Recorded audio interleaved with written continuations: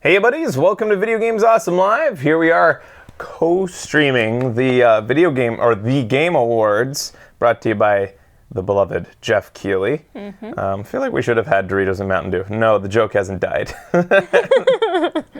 I still every so often look at that image and think of that and remember that that was my first impression of Jeff Keighley.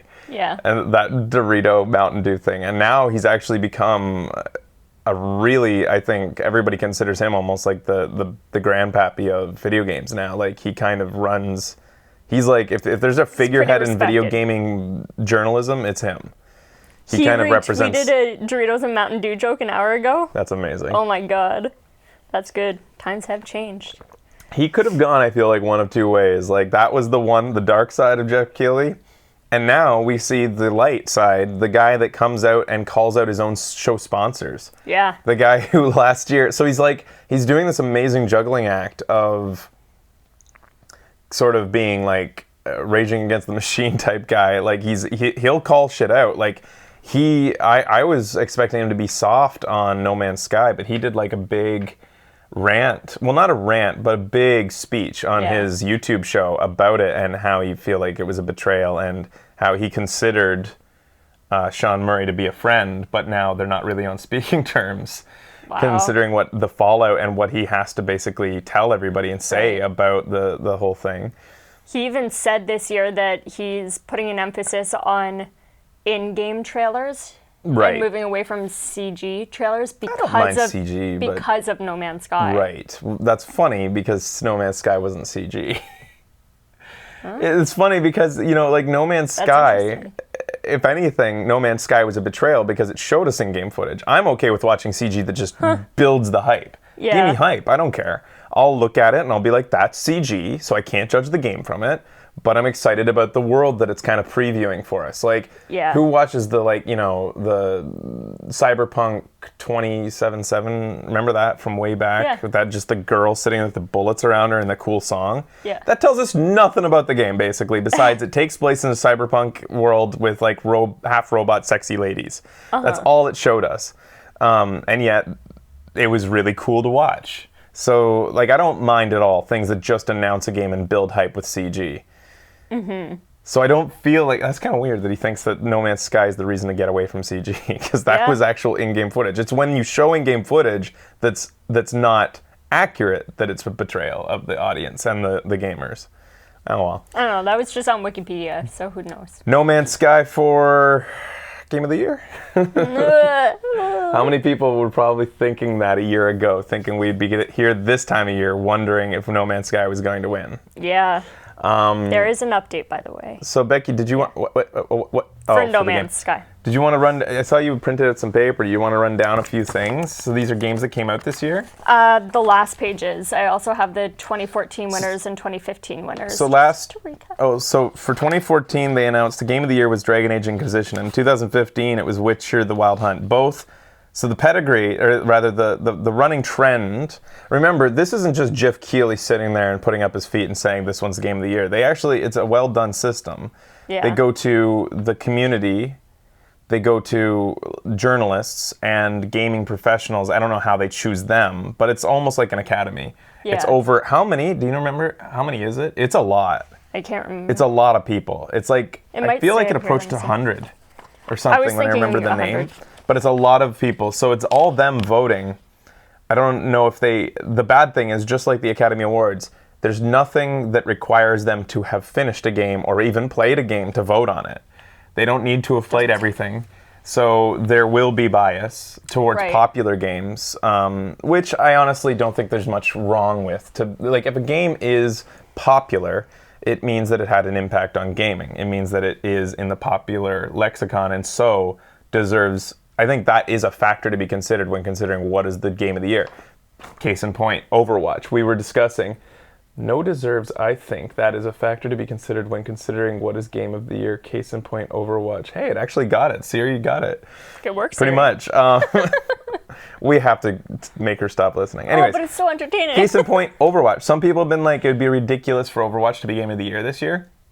I think it should be.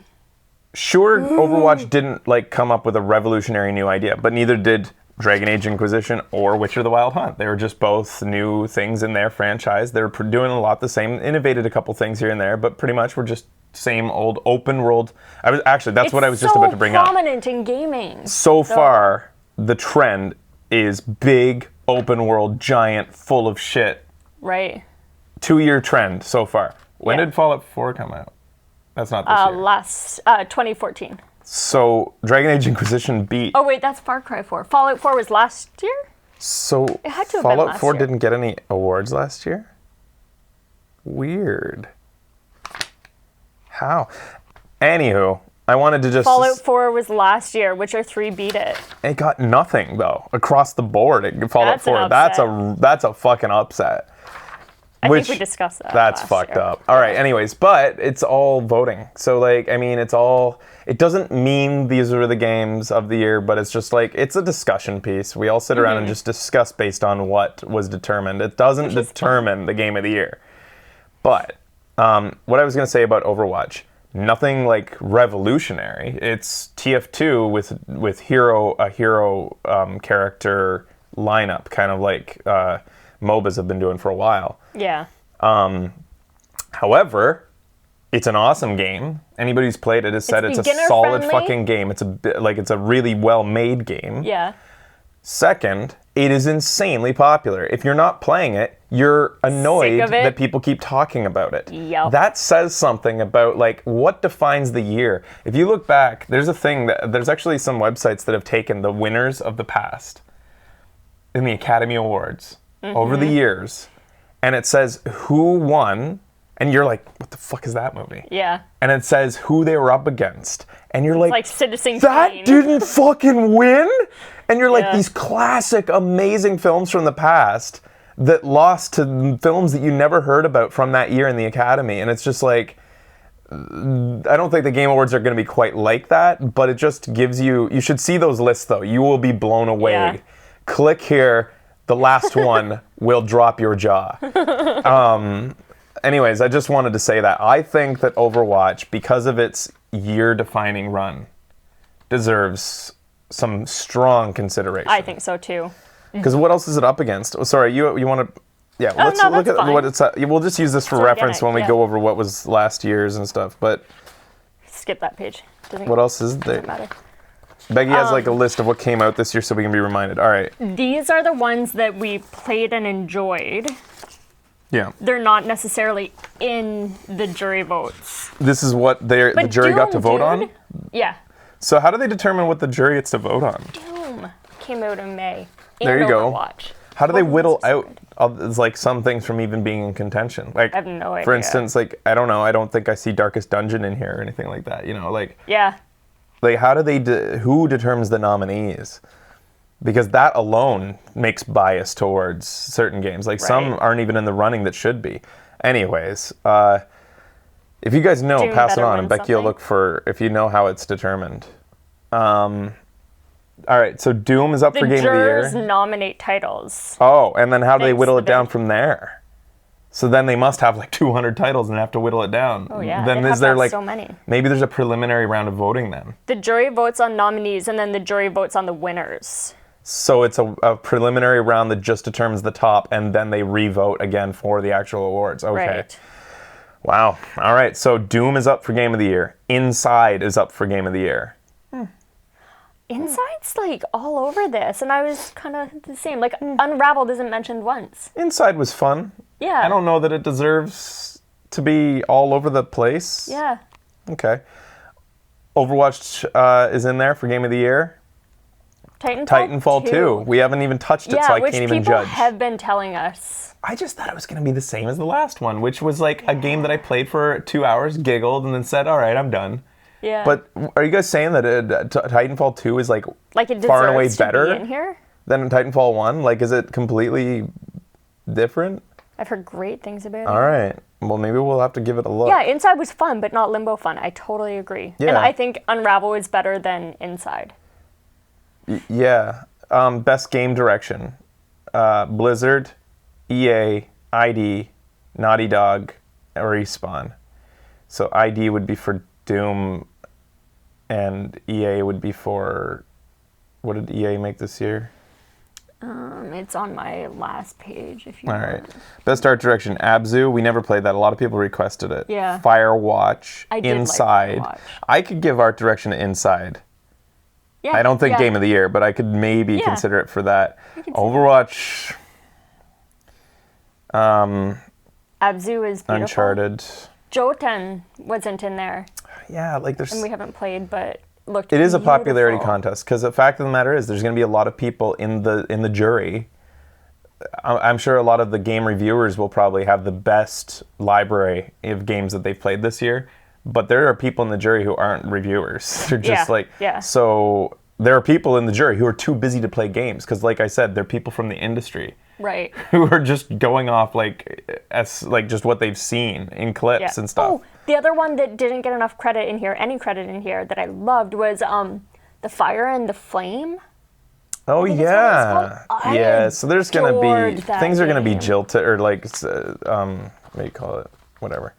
Firewatch, Inside, Mafia. This is for narrative. Right. Mafia 3, Oxenfree.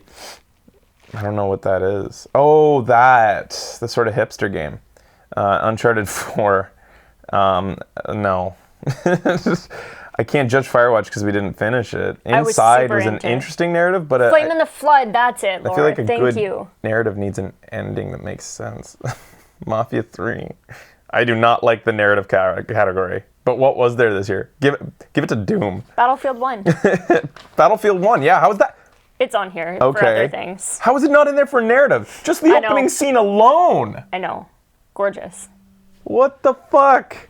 So for best music, Battlefield 1, Doom, Inside, Rez, and Thumper. Interesting. Thumper. Yeah, that's interesting. Best performance, Mafia 3, the Lincoln Lincoln Clay. Clay. Okay. Sissy Jones as Delilah in Firewatch. Emily Rose as Elena in Uncharted 4. I don't think Who's so. Elena? His wife.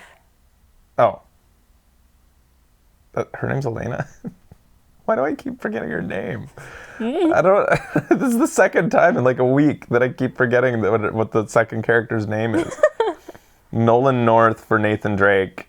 Rich Stormer as Henry in Firewatch. Wow. I don't think We so. played it and we liked it and we wanted Yeah. to keep playing it, but I don't think that those were Academy Award performances No. or anything special. I don't think so either. Troy- I think we said that it was well They were just done. casual It was just conversations. super casual, yeah. It was like they gave them a loose script and just said banter back and forth, and that doesn't like. All right, maybe there's some really strong emotional scenes that Yeah, are like. maybe. All We right, haven't finished it, so. Troy Baker as Sam Drake and so Troy Troy Baker Baker- versus Nolan yeah. North. That's the big games of impact. All right, well, Revolution. Or 1979 Revolution, yeah, I heard that's... Orwell, Sequest, Hero Quest, and that Dragon Cancer. Why? That'll probably win. Oh, That impact, like Dragon Cancer. emotional Yeah. impact. Okay. That Dragon Cancer will probably win. Best independent game, Firewatch, Hyperlight Drifter, nice. Cool. Inside, Stardew Oh. Valley, I bet a lot of people want Stardew Valley. Yeah. Orwell was so good. and The Witness. All right. Best mobile, Clash Royale, Fire Emblem, Monster Hunter Generations, Pokemon Go. That'll win for popularity. It should, right? Even though a lot But- of people acknowledge that it's not the greatest. Yeah. Severed. Oh, we never played Severed. They're a Canadian company. They also make Guacamelee, and we didn't Right. play it. Batman Arkham VR for best VR game, or Eve Valkyrie Job Simulator, which we still have to play. I'm like should saving probably that for a win. special time.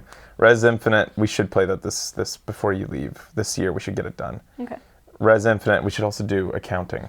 Yeah. Thumper.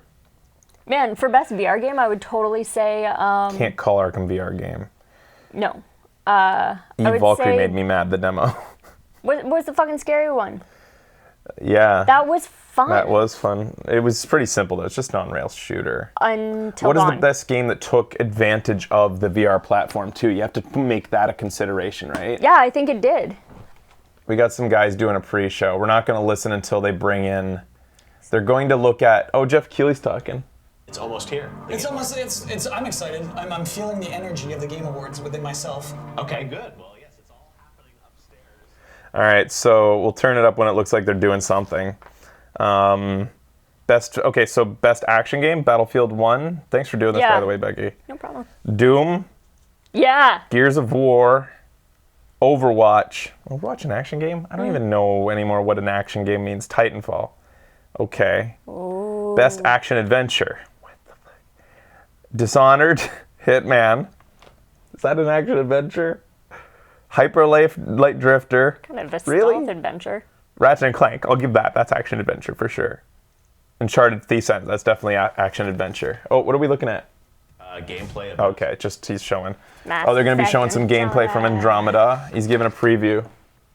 experience around the Legend of Zelda: Breath of Hold the on, Wild. what do you mean experience? Look at all that grass! What are you showing us? Where was that at E3? Where was all the grass at E3? Well, actually, coming up in a few minutes in the pre-show, we're actually going to have something on Zelda already. So there are two things tonight. We have the brand new Walking Dead New Frontier from Telltale. We'll be showing off first. Says random fan in the chat. I think it looked great without all that grass. I think it looks amazing with all that grass. We've got Fuck. amazing world premieres, great awards, cool special I guests. told you. I called it. Esports player, which we're excited about. And there's one thing in tonight's show that is absolutely incredible. I keep watching it back on my computer. You fucker. It's one of the most beautiful things I've ever seen, ever been a part of. It's called No Man's Sky 2. So you'll, tonight. So, Jeff, how are games nominated, and then how do they win the awards? Oh, Great question. Great question. So the games that are eligible tonight had to come out by November 24th, right before Thanksgiving. Final They're games that Fantasy is not in. is this not in year, it. most It'll of be in them. next year. 15, yeah. And they're voted on by a sort of a jury, which is made up of 28 of the 28? leading publications and 28? influencer Only 28 outlets people? that Yeah. cover games. A lot Oh, of words. What it man. basically means is all the top sort of video game sites and places like Funhouse and Rooster Teeth, they all get together and they vote on a ballot as a group on their favorite games in all the categories. They pick their 5 favorite games for, Game of the Year, Best Game Direction, Best Art Direction. They go down the list. We tabulate all those votes. We announce the nominees online, and then that group votes again for the winners. And based so on their this has experience no with playing all bearing. these This is- games. this- Now there's some categories which are if it was fact- 100 at so least, I'd be like, those this is an anticipated game or interesting esports sampling of categories, people Yeah. in the those are all industry. voted on by fans. So we 28? have a different group of esports experts that vote Yeah, on and it's like- nominees, and then it's- fans actually get to pick the winners. I think it's We'll go journalists tonight. as well as Do you ever popular look at a winner and YouTubers. say, that's not right? Do you ever look at the votes? Yeah, I don't vote anymore. I used to many years ago would vote on these things, and now I try and be Would be agnostic. right. Yeah. 28 Yeah, exactly. I know publications, too so much, like working with too many of the game everything companies, from they try and bring blogs this to all major life. groups like Rooster Teeth. Yeah. Is Rooster? Does anybody have a list of them? Like, who else might we know that is among those groups? We picked 28 thing that teenagers from I Reddit. think I'm assuming Giant it's Bomb always is in interesting there. Gaming is an industry where it feels like there are these couple big gargantuan games that get like tons of nominations. So Uncharted, Overwatch, Inside, they're not nominated once or twice. They have all these nominations. HuffPost, So BuzzFeed, what's you're interesting kidding me. there is, You're like, fucking which kidding me. categories No, do they yeah, I rise think to the that's top kidding. in, and which ones do they That's win? And it's a jokes. very competitive Right? year. I mean, look at like best action game. The 5 nominees in that category, it's like Okay. so competitive this year. So yeah, it's definitely surprising, and most of the races, I think it's a year where it's really hard. Coach Koo should not be allowed, Yeah. What's gonna but pull maybe they ahead. are. In some years, A few YouTubers are I included. think people were like, Yeah, he said. Witcher. I'm okay with Giant Bomb and Rooster Teeth. Those are giant, established, major brands with like many personalities in there that all have played, like, and they can, I think, are like mini juries of their own. But to include just single YouTubers along, they get their vote, one vote for. Unless I misheard that. I think that's what he said. I think that's what he said, yeah. Random YouTuber gets one vote. Giant Bomb gets one vote. Oh, Like that here it seems is. crazy. Aussie Gamer, Edge, EGM, Entertainment Weekly, Eurogamer, Famitsu, Funhouse Game. Oh, I need. That's everybody stop talking. US Paste it again. Today. When I played that, I was just blown away, like how good it was. Or paste them one at a time so I can read them as you post them. Cool. Exactly. I love that Please it's, and thank it's a diverse group of games that get in the mix there. Maybe a few at a Skip my time. favorite. Uncharted 4. It's listed there if you want to bring it up on your phone. Also, Our most you nominated stop your game phone from tonight. vibrating. I think it's like 8 or 9 nominated Feeling that a votes. lot. It's sort of cheating because 3 of the cast members are nominated in Best Performance. So they Okay, get 3 yeah. nominations That that counts. way. Polygon, It's incredible. Rooster We'll have, Teeth, Spiel Tips, Troy, what? Nolan, and GIFs Emily with video? us, live on stage Games tonight. Radar, They'll be GameSpot, presenting the Game show, which is Informer, great. So Jogos. fi- It's fine. I've pretty much final read it all full now. Cast of Uncharted all together there. The thing that I found this year is like everyone takes the awards really Wired. seriously. USA Today. And then when we Is announce Forbes in there? nominees, I get Forbes actually has a people pretty that surprisingly make good sense about game things, but a lot of coverage people section. get very frustrated that they get nominated in the days after we announce the nominees. So people really do care, and we got this amazing statue Can we that's talk about this? yeah. Talk about taking it seriously. I know. How did this trophy get made? It's heavy. It's real heavy. Why is it a? It's heavier than the I don't Oscar. understand. So this was an amazing the trophy. collaboration with the guys at Weta Workshop in New Zealand, who I'm sure you know worked on Lord of the Rings, all Peter Jackson's films, and said I wanted to build a statue that really told the Forbes story is not of in the it. evolution of games. And we came up with this idea of this angel that comes out of these digital I want a building blocks, trophy. sort of very 8-bit at the bottom of it, and then rises up and then talks about the ascension of sort of gaming from its 8-bit roots all the way up to today and the future, where your games are going to go. So it was an amazing process. It was probably 3 or 4 months. We went back and forth with design. Pretty neat. Yeah, it is. All right, so the best role-playing game is Dark Souls 3. Is that really role-playing? I guess. I don't know, really. Deus Ex is definitely a role-playing game, so is Witcher 3. Wait, so Witcher 3 was... Oh, Blood and Wine, the DLC. World of Warcraft. So a DLC gets its own game nomination that's within a interesting. category. World of Warcraft, Legion, and Xenoblade Chronicles. Didn't play that. World of Final Fantasy is not mentioned. World of the Fantasy. Oh yeah, this is the first year that, VR is going to have a category. and they're doing this, they're broadcasting this in VR apparently. How? I have no idea.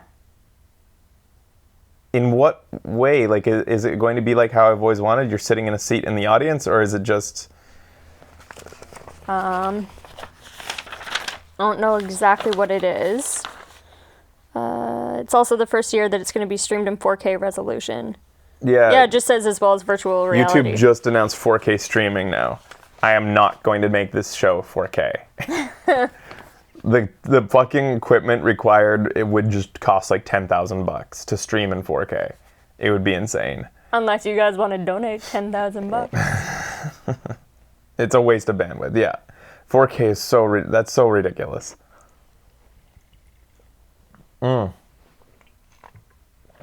So anyways, who is this guy? Does anybody know him? Best fighting game, Killer Instinct, King of Fighters, Street Fighter V, or Pokken Tournament. We should have played that. Fuck.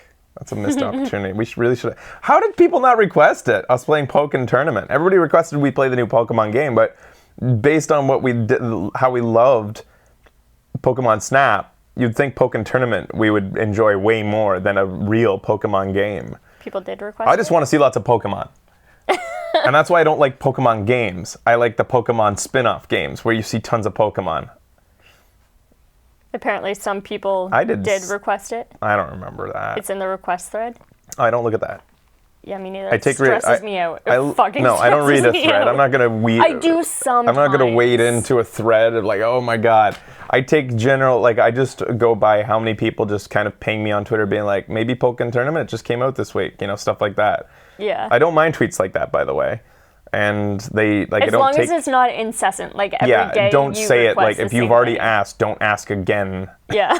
But I don't mind you if you make casual tweets like that at me. There's not tons of Pokemon in Pokken. I don't take a tally, but, I mean, you take a We get a subconscious feel. tally. Yeah. Yeah, I don't know what's going on. Anywho, best strategy game, Civilization.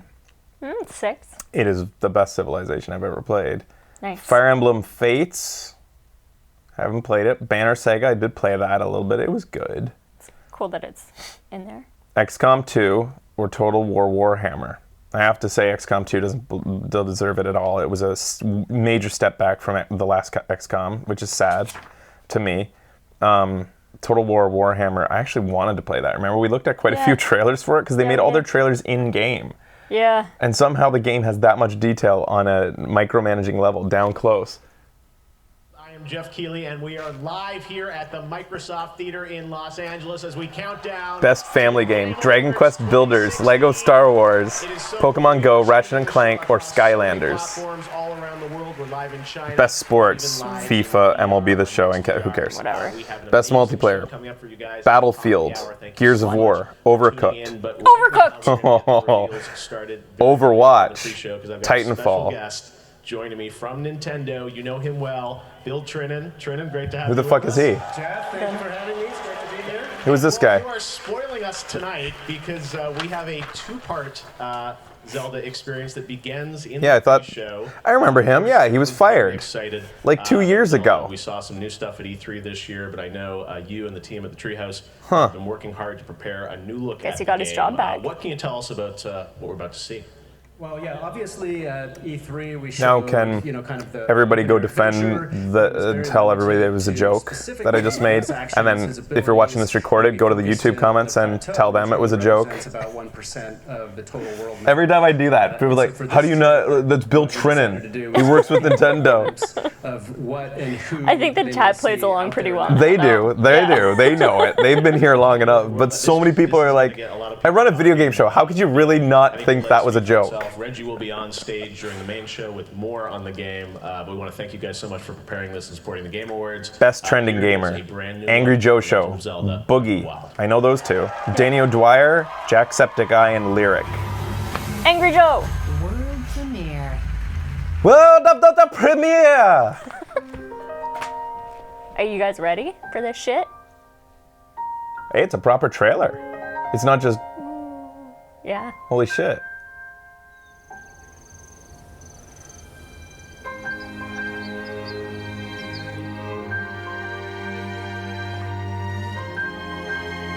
Oh, okay.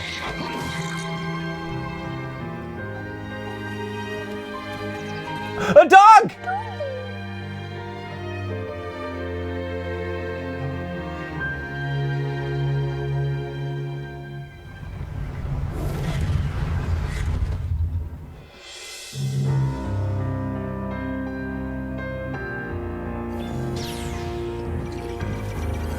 Hey, that grass is looking pretty lush right there. Whoa, Linkle! what? Whoa!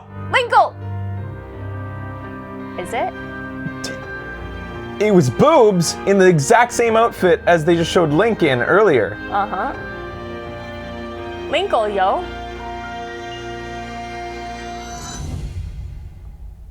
It's Zelda. And she's a lot taller than him and more developed, it looks like.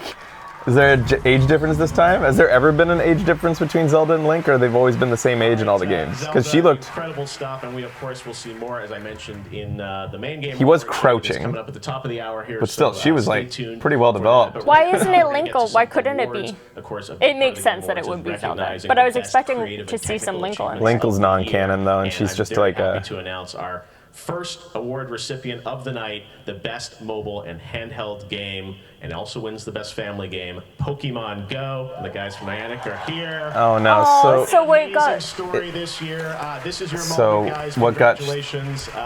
Please, the floor is Fuck. yours. Overcooked? Wonderful, thank you. Family games, so they beat Dragon Quest Builders, Lego Star Wars, Ratchet and Clank, and Skylanders.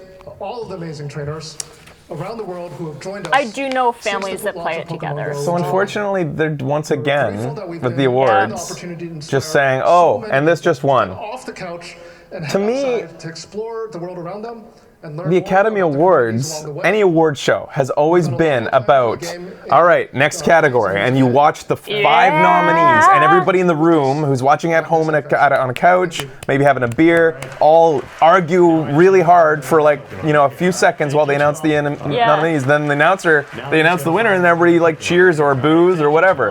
But Jeff Keighley has taken that away from award shows in a way with this. Pokemon Go, so congratulations. Like, I love what he does, but I really wish they had changed that from last year. I wish I had a pen so I could mark the winners. It is the pre-show, but we watched last year, and this is exactly what he did for most this is what they do. categories. For like a lot of the smaller categories. Yeah, he'll do major category, a big bunch of music by somebody on stage, which is cool. Doom music. Yeah, that's It's gonna awesome. be this year. And then he'll say, oh, and then this one, by the way, and now the next category. Yeah. And it's just, for the eShop sale. I don't know. Also go to PlayStation, Xbox, and Steam. All right, well, on to our next world premiere. Rocket League was a winner last year at the Game Awards. It's an amazing platform, has had a great year into esports, and everyone's wondering what's next from Rocket League. Well, the guys at Psyonix have been so kind to share this first look with us exclusively at the Game Awards. Take a look at the announcement. Link and Zelda of have what's always new been from the same Rocket League. age. yeah, that's what I thought. But that, to me, looked like a well-developed Zelda and like a kind of younger Link, just in my opinion. Yeah. So we didn't even have time to give impressions on Zelda, but Yeah, there I wasn't. know. I mean, it looked good, I guess. We'll have to give more impressions later. Yeah. Rocket League.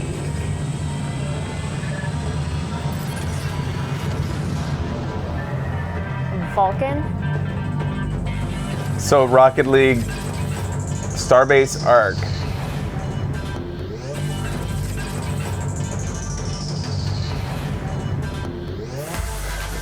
New Okay, arena. another new thing with flying and jets and.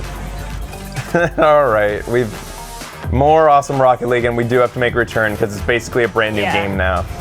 So let's just give quick impressions then about Zelda since we have a moment while we watch the Rocket League announcement.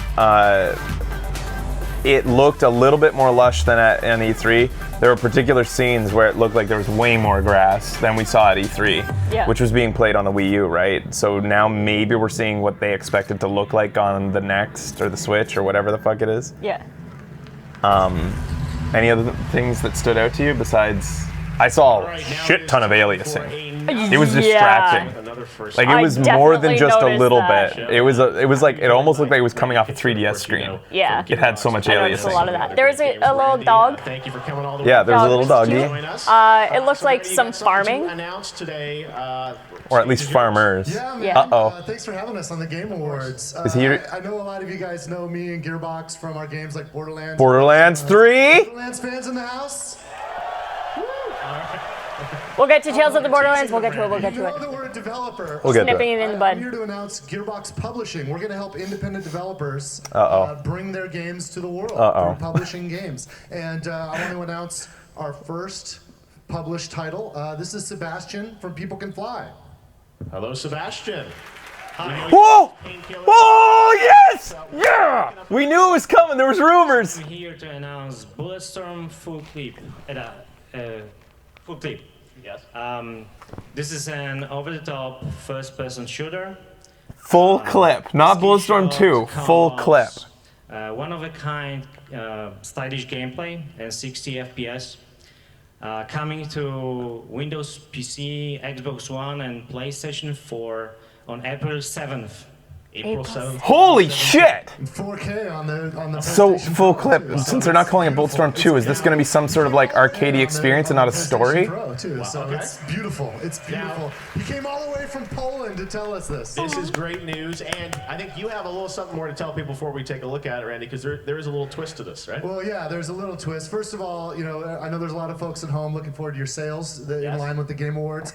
You can pre-order it as of right now. If you go to the digital dashboards on your favorite platform, Go use you can our pre-order. Amazon It's link if you'd discounted like. right now, so go take advantage. Go click that Amazon key and go pre-order it on Amazon if you'd like. Pre-order. This can only happen with People Can Fly and Gearbox collaborating. You can play the whole game where you swap the main character with Duke Nukem. With full voiceover replacement. No, okay, John St. John's awesome, but if he had to fight, if John St. John had to fight, what's his name? Fuck, I can't think of his name right now. Who's gonna win? I'd be interested. Full clip edition. Check it out. I wish this announcement hadn't been a guy on stage talking to a mic. I wish they just started a trailer. Totally. Who's Jake from Adventure Time? Fucking, I can't think.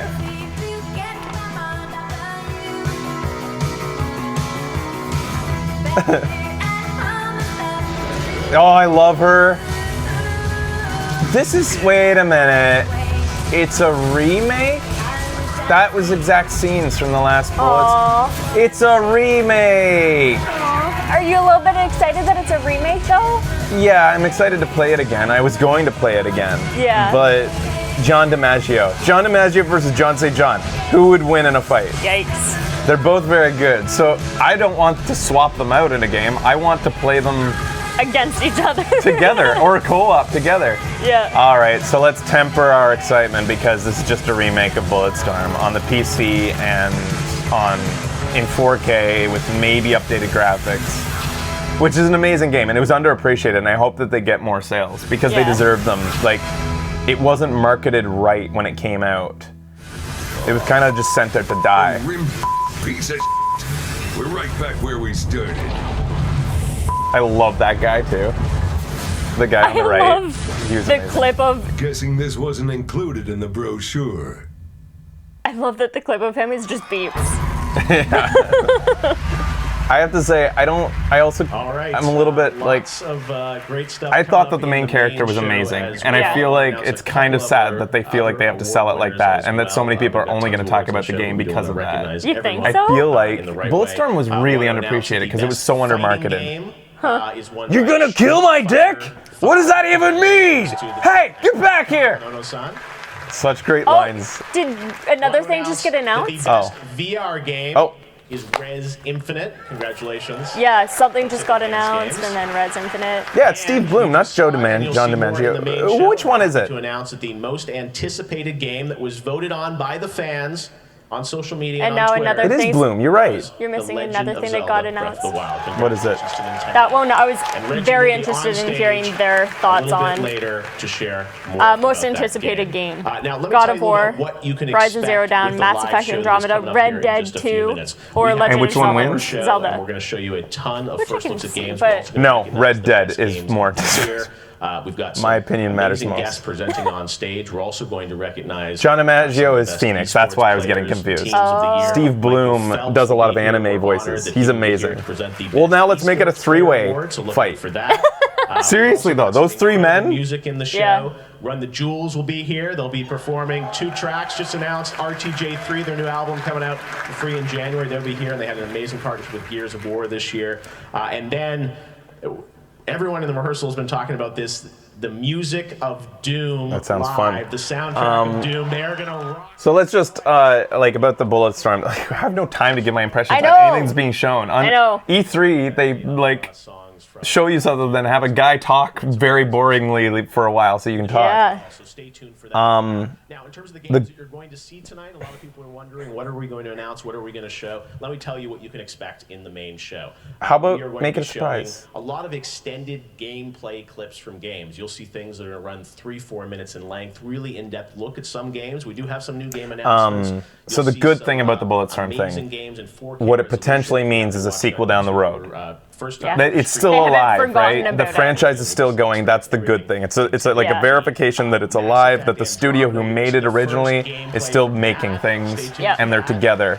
They're excited about that. We've got other games. That's cool. We're going to have a new look at Halo Wars 2. We're going to have a new look at Prey. We're going to have some amazing stuff Andromeda. tied to the brand new Walking Dead, A New Frontier from Telltale. You'll see the first look at that. That's coming out in a little later in December. And Hey, just a leave very it, special Jeff. moment for me.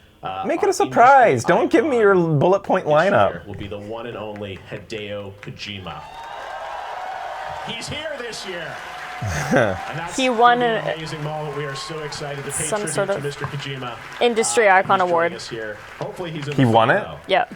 This year? Yep. Already? They, Kojima, are like, you here? Yep.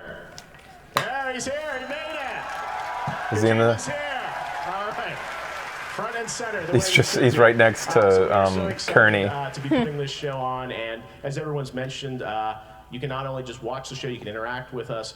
Use the hashtag #TheGameAwards to talk about the show. And if you're watching on any of the gaming platforms, we've got some Goodness amazing gracious. offers and Does discounts. that have a on silent games mode? throughout the show. The It way we is on put this silent. Where's the silent together switch? is that we Oh, work with other game alarms. companies, and they help Circumvent bring this it. all to life, and they give you special offers on some of the best games of the year.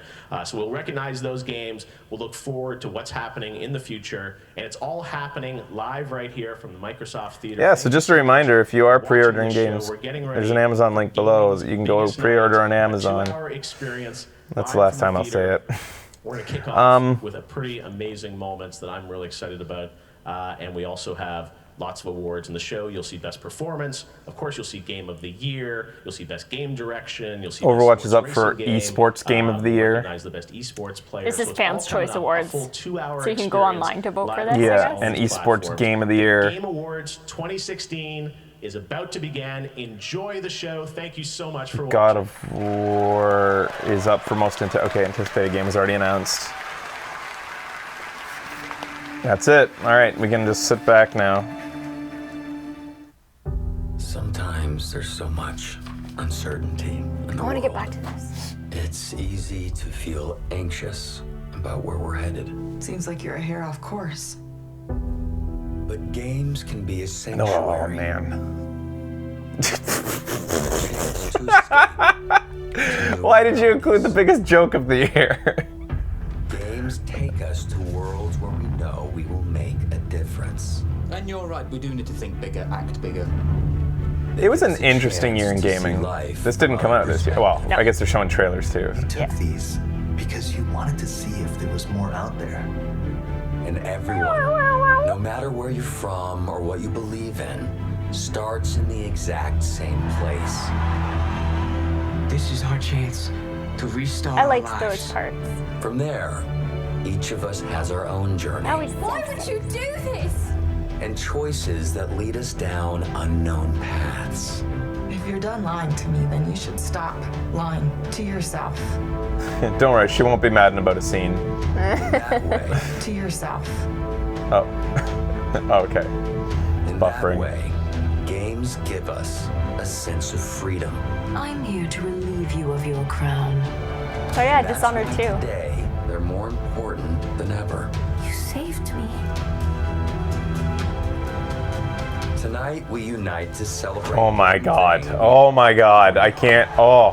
God of War is my most anticipated game right now. Yeah. Amen to your optimism. Obviously, Red Dead beats it, but just because I know God of War will be way sooner, I'm excited as fuck about God of War. A new prosperity. And show how the power of play heals us. God damn it! Barry, damn it! You gave me your word, your brilliant word. I had to protect you. And inspires us. I like video games. If it survives, it finds a way to change. What is still possible to achieve. That writing. Let's get this kite up in the air. Ah, I can't wait to get back to that. Yeah. Holy shit, there's so many things to play still. You can help, or you can get out of my way. The world could always use more heroes. Welcome to the Game Awards 2016. Thank you. What? Is that it? Tonight, it's the biggest night of the year, and it's time to Did she say it's the jiggest night of the year?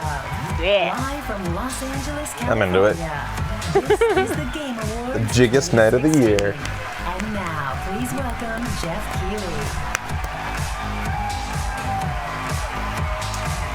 I want Jeff Keighley to have planned like 5 walkouts for him tonight. To music throughout the night. All right, let's do this. Welcome to the Game Awards. A dance number later. 2016. Tonight we are streaming live literally around the world, even in China, on pretty much every device. Even in China? Out Yeah. there Wow. To celebrate That's video huge. Games, Yeah. the best form of entertainment out there. So China's laws just changed to allow video games consoles to be created again. So we might see, I think we might see another competitor, a major company come out to compete with Sony and Xbox in the next decade, which would just be incredible. Could you imagine another console company? And this year, it was particularly challenging to pull everyone together. If anybody could do it, it'd be China, who has companies who have been waiting for a long time was a belief that we had to be allowed to back make on the same consoles. stage as last year to give one man a moment he was robbed of. Of course, I am talking about Hideo Kojima, the creator of Metal Gear Solid. I can't not call him Hideo, because when I grew up playing Metal Gear, whenever like you got to special modes like Hideo Vision, it just to me that was Hideo Vision. I didn't think it was Hideo Vision. It's gonna get loud, Hideo. Aww. He's here, and we're so happy. So I couldn't start the show without getting this over. We often talk about great games on our stage, but for a minute, I want to talk about a great man behind those games. Yeah, OTP. Hideo Kojima's Jeff and world was Hideo. turned upside down when he left Konami after the completion of Metal Gear Solid 5. We all have tough times to go through, but the true test of one's character comes in how we react to those moments we don't control. When judgments are made or when decisions are rendered upon us by others that we sometimes can't comprehend. I think what happened to Hideo Kojima last year was a tragedy, but he never complained. He just sat in an isolated room for months, looked inside himself and focused on his art. He hoped that his love of entertaining us would carry him through the darkest days of his career, and we thank him for all that he went through.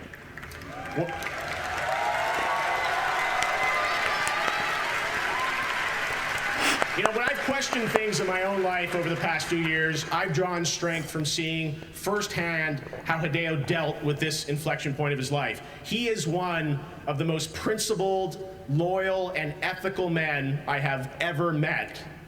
And I'm just so honored to call you a friend above everything else, Hideo. Jesus, man. Now, we'll always remember the beach. Like, what went on between you two? I've tried very unsuccessfully to give we'll always have Paris. The award he rightfully won last year for Metal Gear Solid 5. Keep talking to him and his producer Ken, and it's like I can't get this to him. I first offered to ship it to him, but I couldn't get the address of his new studio. Then I said I'd drive this myself out to Las Vegas to personally hand to him when I saw him in February, and he politely declined that. And I soon found out why. He is such a principled person that eventually word came back to me that Hideo just said, Jeff, I can't have that blood on my hands. He had to move on. And today, Hideo is rebuilding his life in his studio with our support. Jeff the stalker. And like Snake said in MGS, Hideo knows that a strong man doesn't need to read his future, he makes his own. I mean, Hideo, tonight it is finally time to give you one of these. You're one of the most deserving men to have one. Will you marry me? At this point, we will have to be a little bit concerned about any bias Jeff will have in the future towards games made by Kojima, right? Like, this is gushing. Yeah. Kojima. I don't mind a little bit of acknowledgement here and there between professionals, but this is just straight up gushing. Usually it would have been better if, well, I don't know, he's the man to talk about this, but still.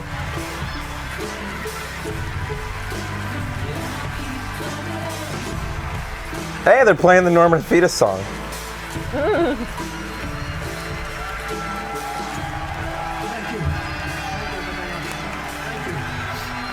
I've been to weddings and I've never seen someone this in love. Yeah, right?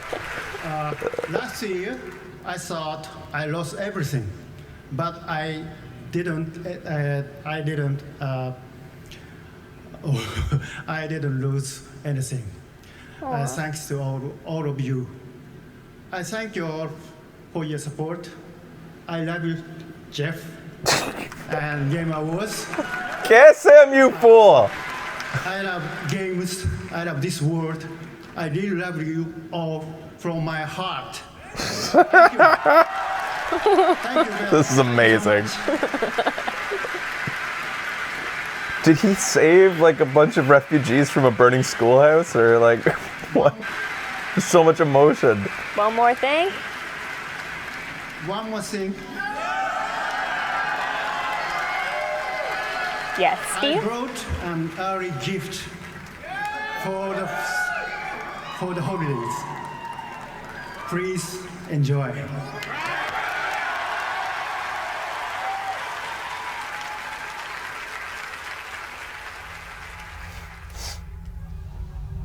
Hey, we know this ground. Oh wait, maybe, is it the same ground from Norman Fetus? I think so.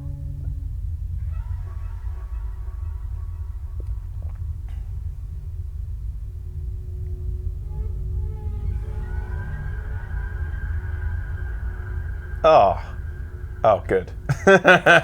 Well played. That's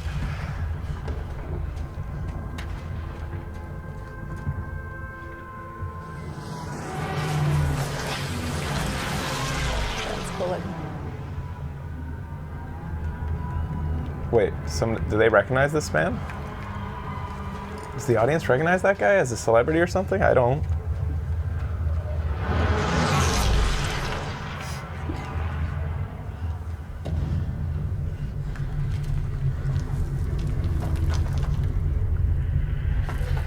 He wasn't holding a baby, right? He was holding like just some machine. I think it was a machine. That's Del Toro? The director? Is Guillermo del Toro? Why? I don't know what Guillermo del Toro looks like, so I didn't know. Whoa, gross.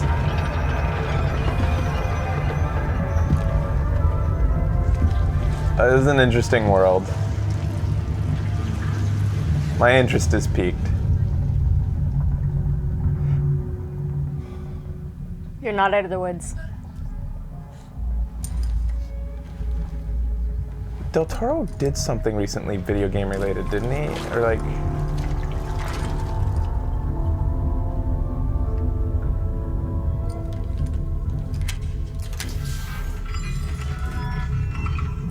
Oh, okay. Was that sound in the audience? Did you hear that? Yeah, I did. There was a voice going, "Ooh, baby!" Or was it in the trailer? I don't know. Now the internet can wonder, is that a part of the trailer or not?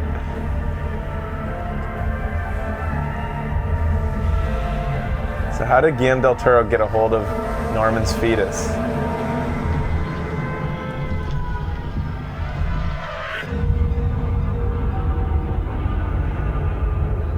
It was the internet's inner monologue.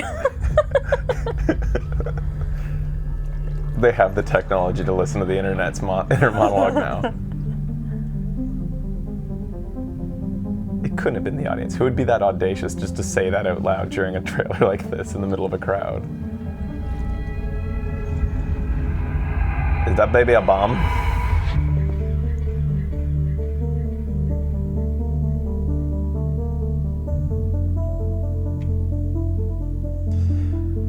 So this feels like it's inside his engine again, in the engine that he's using. Yeah.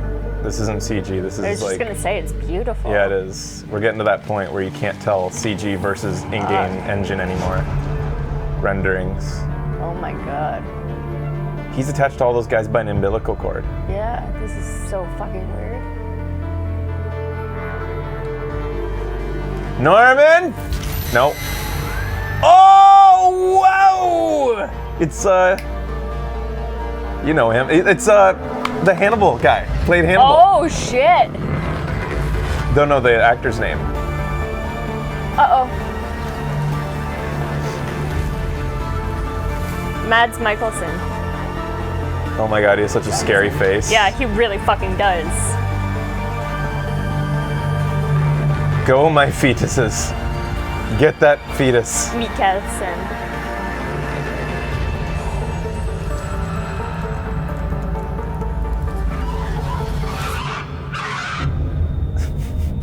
Pretty heavy-handed, but I like it. Oh, we have a title. Death Stranding. We knew that last time. Oh, okay. I don't fucking know. I called it Norman Fetus. I thought that was why we kept on saying it, because we didn't know the name of the game yet. No, it's just way more entertaining. Say Norman's Fetus. Is this what you're looking for? A Norman's Fetus production. So that was interesting. It was definitely a feast for the eyes, but absolutely incredible. I got to tell you what you just saw there. I'll just tell you right now, people are going to overrate that trailer. Yeah. It was an interesting trailer, but I think it was a little bit heavy-handed and long-winded, like in terms of its shots. But it piqued my interest. Yeah, me too. Experience in Anaheim, we were doing a panel talking much more about that, and new engine he's working. Experience in Anaheim, we were doing a panel talking much more about that, and new engine he's working with. It's going to be. It was on the PS4 very, Pro. Very exciting. Is that what he said? Sorry, I missed it. Oh, cool. That's cool. Awards, yeah. Still it's pretty interesting. Many more world premieres. Get to the awards.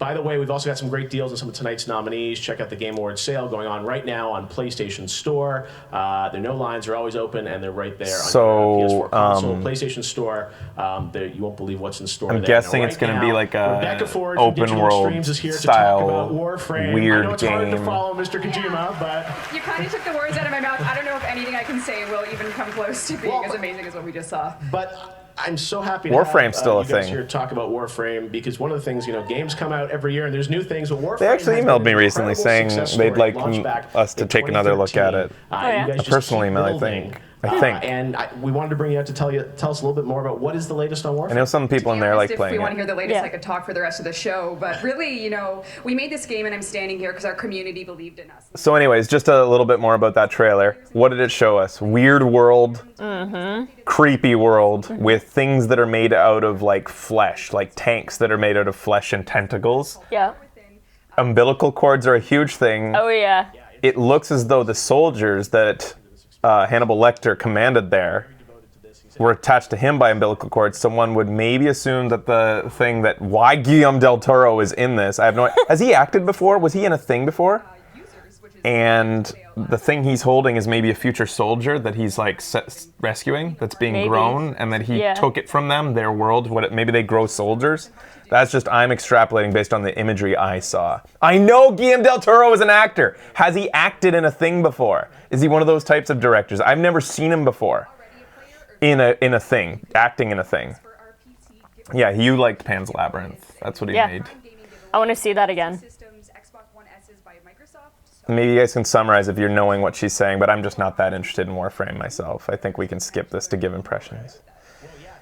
He was going to be a director for Silent Hills. That's why I remember his name coming up in video games recently. I forgot about that. I've never seen him act in anything. I think he's acted. So he's not one of those types of directors. So this is, for whatever reason, he shows up in a video game now. He was in 2 episodes of It's Always Sunny. Really? All right. Fuck? We're seeing a new trailer for, I think, Warframe. Oh yeah, he did Pacific Rim, which was fucking awesome.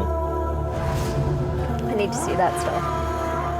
They're best buds, that's why. So you're not surprised they put him in the game. Interesting. How do you guys know all this information about developers and their relationships with people?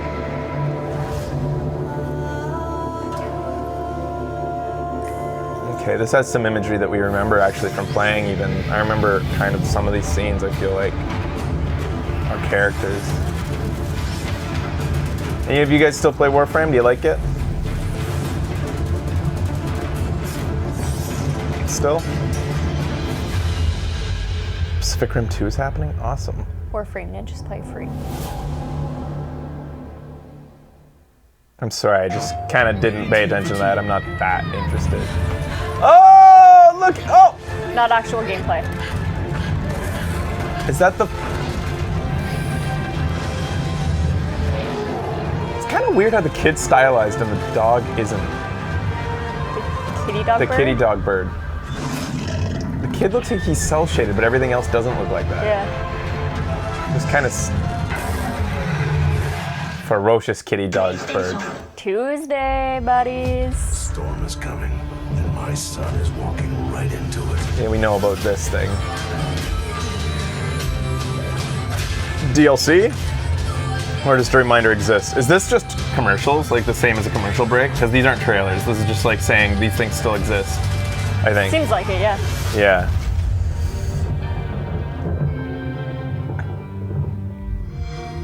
Yeah, I think this is like the commercial break almost.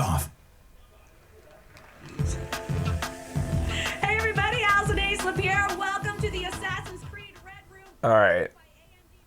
So anything else to say about the Norman's Fetus? I mean, the what is it called? Death Stranding. Do you guys have anything else to say? So now we know from chat information that Del Toro is buddies with Kojima in real life, and that he was slated to do Silent Hills before the Konami fallout. So that's why he's making an appearance in a video game. Whether he's a major character or if he's just showing up in that trailer just briefly. They're just showing clips from the movie we've already seen. We don't know. But it was interesting. The fact that Hannibal Lecter's actor is in it, and he's showing up in more things, is big to me. I'm a little bit sad because I've said before on the show that A-list actors shouldn't be necessary to sell games, but actors continue to sell media in general because you see somebody in one thing and it just comes with the gravitas of the roles that came before them, right? And you know... You automatically... Well, so much of that is creepy, but... Yeah. But like when you see an actor that you loved in something else, you're like, oh, I really want to see more of him. I like him. Like, and it really does have an effect. So it's a little tip for that. Some people think that it's looking pretentious. Some people it does. I mean, it's Kojima. It looks pretentious, and I like held off saying that word, but I used the word overrated.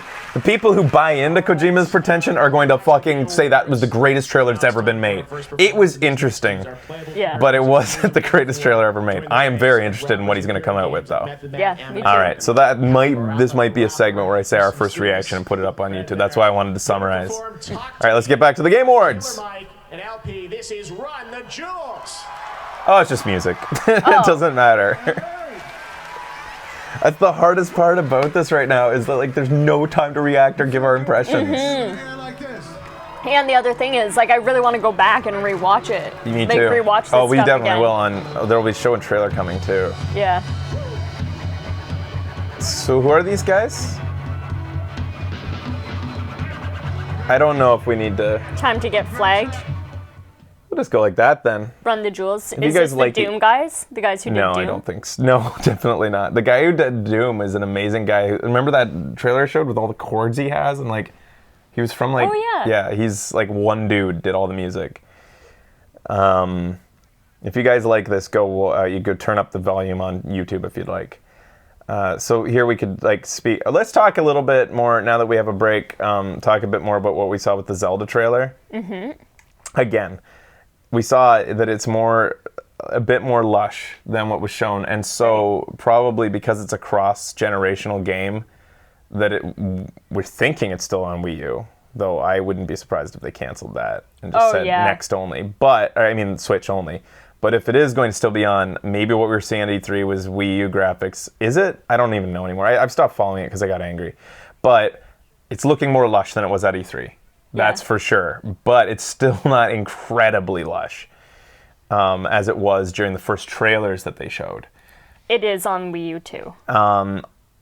The other thing that was of note, like we mentioned, was the incredible amount of it wasn't really exactly just aliasing though. It was like low resolution foliage. Yeah. It was that pixely stuff that you get from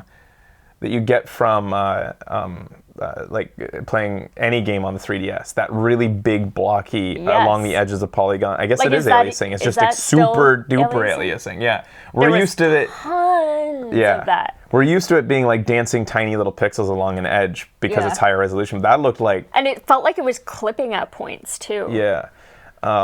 So temper your expectations, I think, based on what we saw there of the Switch and its graphical capabilities. We're going to see one more trailer, apparently. Tonight. Right, okay. So hopefully that will impress. The Wii U wasn't that powerful, and I think based on what we saw, which I think was running not on the Wii U, but what they expect to be on the next, just because it looks so much better than it did at E3, that's where I draw that conclusion from. Yeah. And the fact that they didn't have to specifically tell us there what it was running on. I think they would put their best foot forward and show us what it's going to run on the next generation of hardware. I think that it didn't look that much better than what it was running on the Wii U at E3, and so they seem to think that was the Wii U version. I don't think so.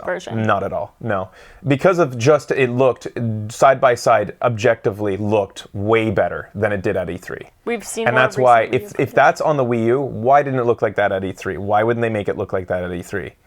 Did they really do that much development for a game since June that they thought initially was going to be out in the spring? Ago. But the game used to look like that. Then it looked bad again, and then it looks good again. That's what I'm saying, is like they're showing us what the best version will look like. I'm pretty sure there. And I'm pretty sure in interviews they've said, I'm pretty sure that there were quotes from them saying that one version will have more grass than the other and stuff like that. That they have commented on the grass. I can't remember exact quotes or anything like that, but I recall them being asked about the foliage, and because that is like a huge part of this game. The foliage, the rolling hills of grass is what dropped our jaws the first time we saw the Arrow Shot trailer. We're like, this looks beautiful. And then they showed us footage later where it was like, where'd all the grass go? It's like Grassgate for me. It's my mini like Watergate scandal for me, is where the grass went.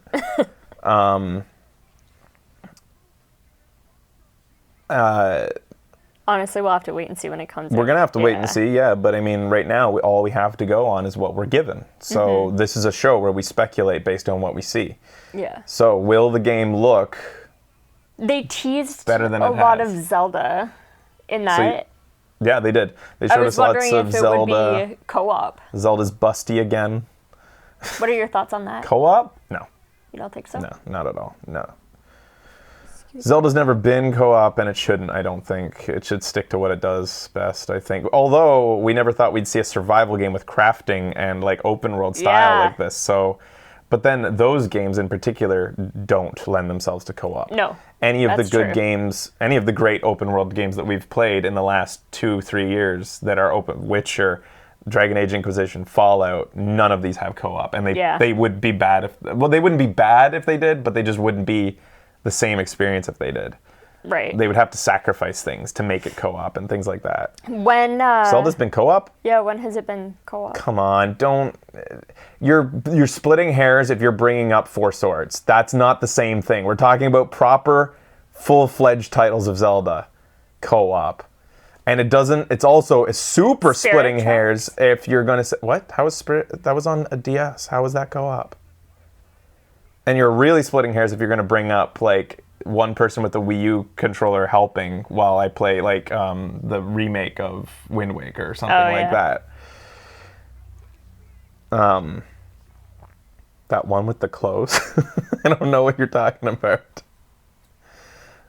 The one with the clothes. The recent one. I hope most Zelda games had clothes. Actually, I hope they didn't. Triforce Heroes? Is that the one you're talking about? These aren't main title Zelda games. I'm talking about the generational Zelda titles. Here we go.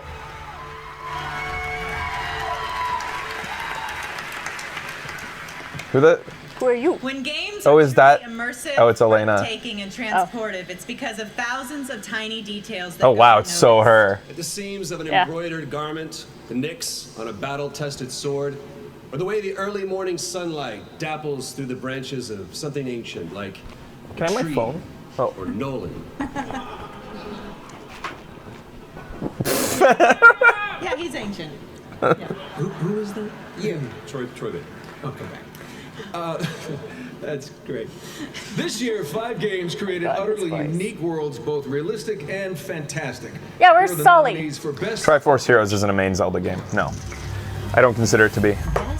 Triforce Heroes, it's main Zelda games are the ones that come out on consoles or in major titles. This is for what? Best art direction. Okay. This is how I want it set up.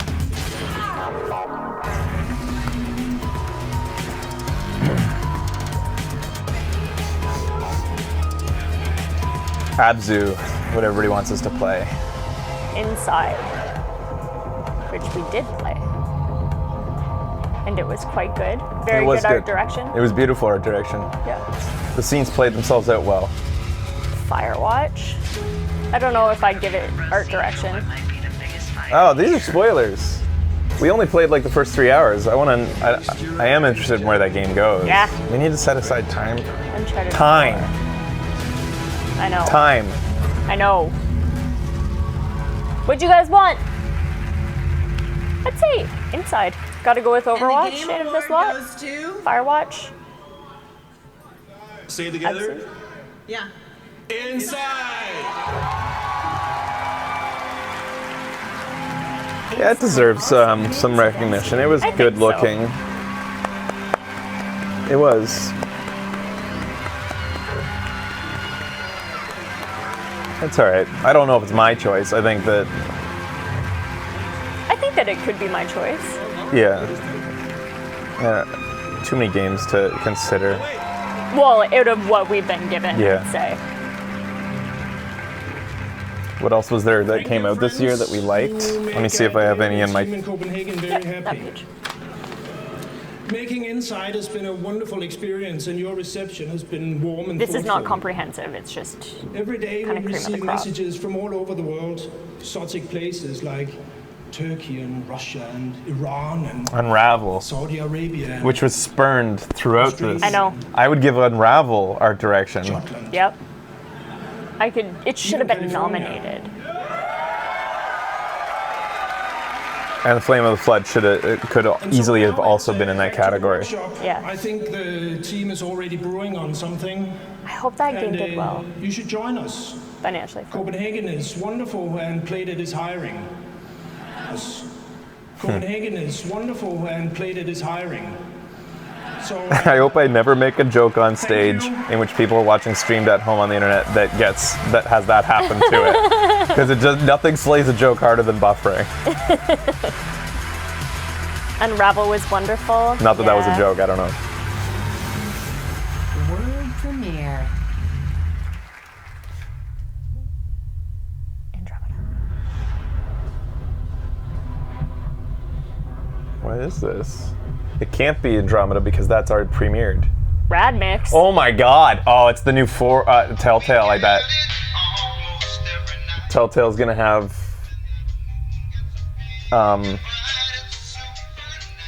what do you guys think it's... Yeah, why do you guys were saying Mass Effect? How could you... oh, you guys are on a bigger delay than I'm used to. Yeah. That's why.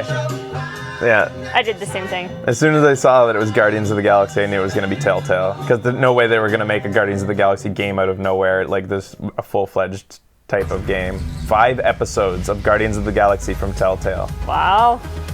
Interesting. Yeah. Conan O'Brien presents the award for Best Action Game. Oh god. Later. The man who doesn't play games is once again presenting a video game award. Gameplay of Mass Effect. I wish I liked the film better. Live from Los Angeles. Guardians of the Galaxy. This is the Game Awards, the biggest night in gaming. We liked it. We just didn't. It was really pumped up way too much. Yeah. Now some ads.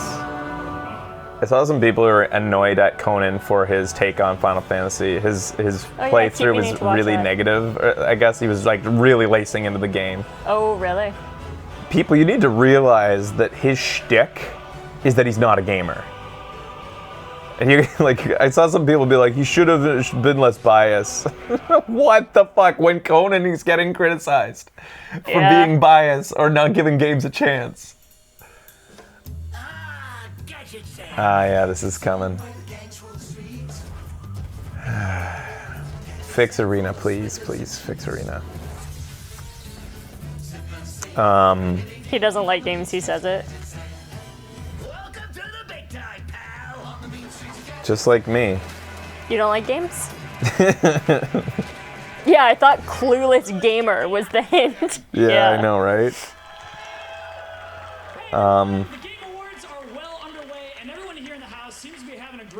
So far, especially these fans right here who were rescued by no other than Schick's Hydrobot. Shameless and amazing. Hydrobot gave them a fast pass to the front of the stage. Great work, Hydrobot. Can I... Ow. On top of all that, Schick actually teamed up with Mortal Kombat co-creator John Tobias to bring us a monumental battle that shows us just how unstoppable Hydrobot truly is. Kiss him, you fool. This is... You gotta pay the bills somewhere. Shit right now. At least they're trying to make it somewhat entertaining, like something special, not just brought to you by Schick. Yeah. Now here's a thing of a guy shaving his face for 3 minutes. Yeah. It's true. Hydrobot, taking it to the next level, that was sick. You think you can go for a few more rounds? We'll see in a little bit, but for now... I'm suffocating in here! Someone let me out! Oh god, it keeps going. It certainly does. All right, everyone, welcome back to He even knows it. Oh yeah.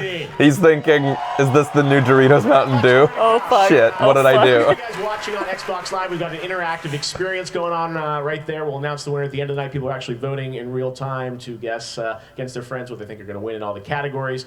And also be sure to check out Steep, which is coming out tonight on Xbox, the new open world action game from Ubisoft, available tomorrow on Xbox. The fuck is that? We've got the Clueless Gamer himself back again to present I have never heard of the name he just mentioned by Ubisoft, an open world adventure game called Steep. Oh, hello, Game Awards. Let's face it, when you think young and cutting edge, you think Conan O'Brien. Hey, he's not chewing gum this year. 444? Yeah, get that horse over here now. Any hoots.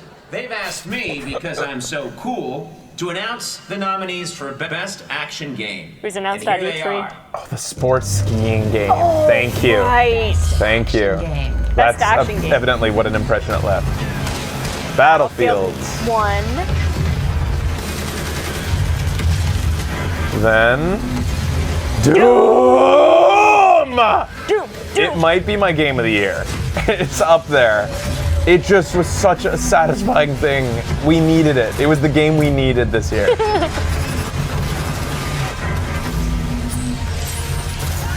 It's between Overwatch and I'm just talking game of the year. This is for action adventure. Yeah. Gears of War. That was messy.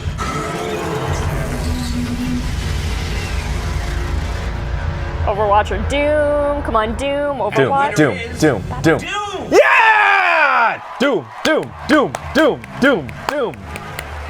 They're playing the music. Yeah.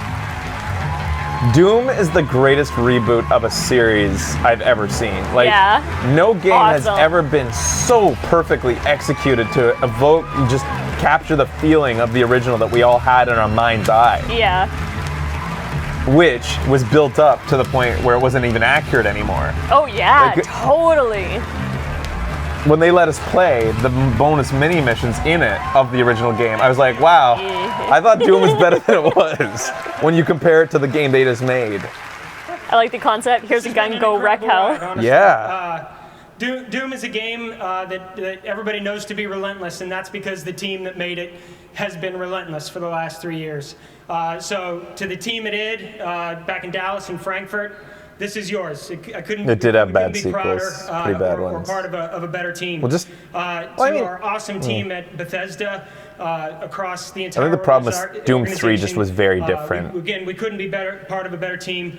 Robert, Ernie, thank you so much for believing in us. Todd and Laffy. Overwatch is getting robbed. Yeah, but I mean, such is the fickle nature of jury-based awards. Like, I don't know if they got robbed here though. Like, yeah, I don't think they got robbed. I just think that if they continue to get nothing, that is robbery. Bullshit.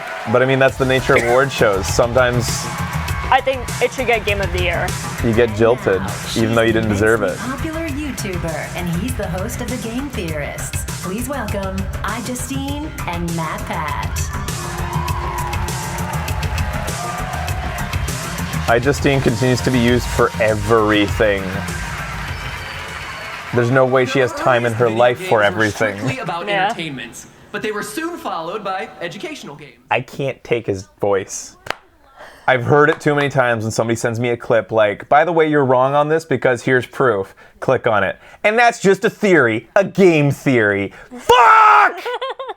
Why does the internet consider it truth when this guy makes it up? Seriously, the amount of arguments that have been ended with the chat saying, actually, it was or this is true, and then I find out that they're basing it off his video. Yeah. Just. We should move forward with the rating. Oh, fuck. Okay, so this is for Impactful Game. This was the game about the developer's kid had cancer and terminal. Yeah. And he made a game about the experience. I don't know this game. I do not know this game and how that can be in the same category. See Hero Quest.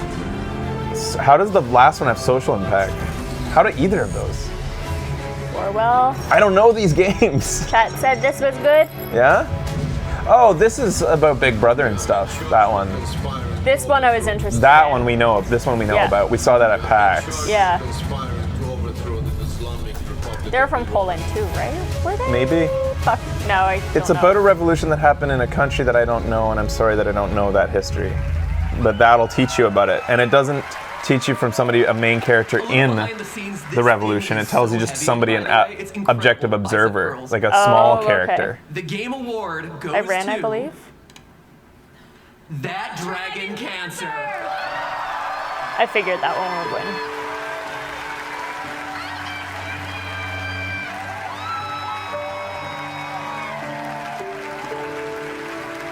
It's the Iranian Revolution. Okay. I think, Miss Fable, you even brought it up to me during PAX because of it, or telling me about it. Yeah. Yeah. We talked to the guy and I completely forgot all about it. Aww. Oh, this is... The feels.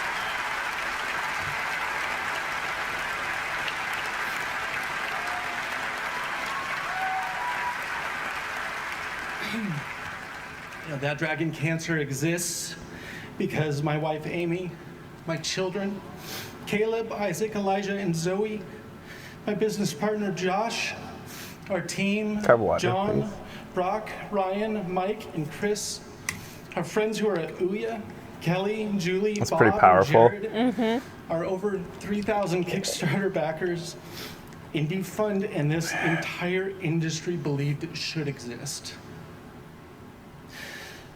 Often in video games, we get to choose how we're seen.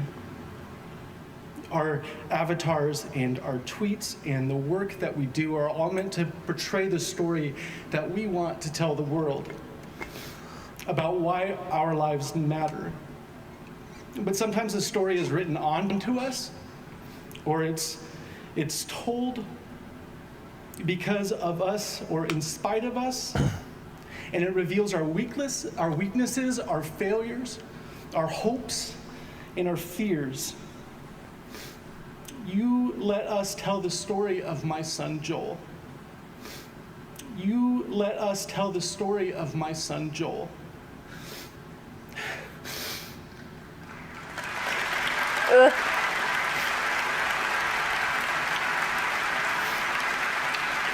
Now I'm getting worried about what follows him.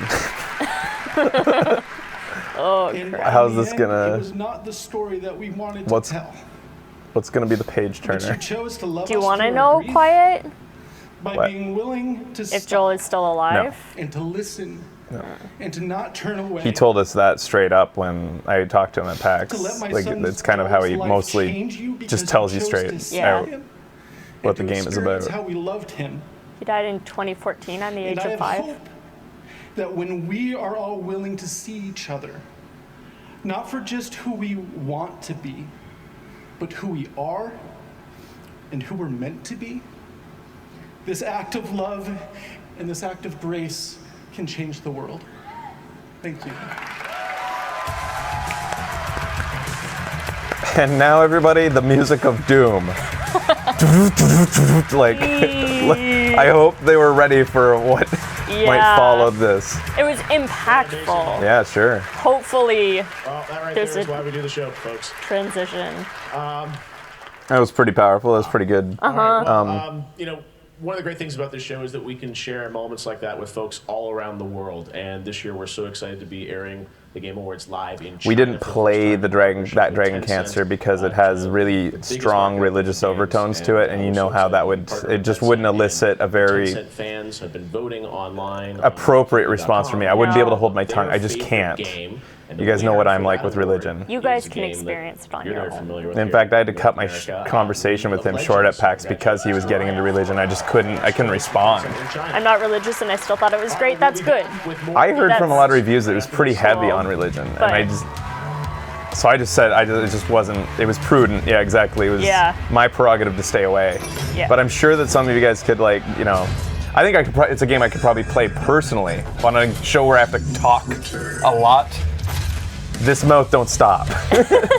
And I just wouldn't be completely appropriate for a playthrough of that game. Other people say it's very God heavy. And then it did follow with a Doom trailer, unfortunately. Oh, hey, Doom. ID calls them up. We're not paying for that ad spot. It didn't happen. I'm excited for this game. Yeah. Seeing this, I'm so excited right now. The gameplay was amazing. It's engrossing. 3 of the Watchers all swarmed and attacked me at once. So fast paced, it looks amazing. So whenever it happens, I'm getting this game.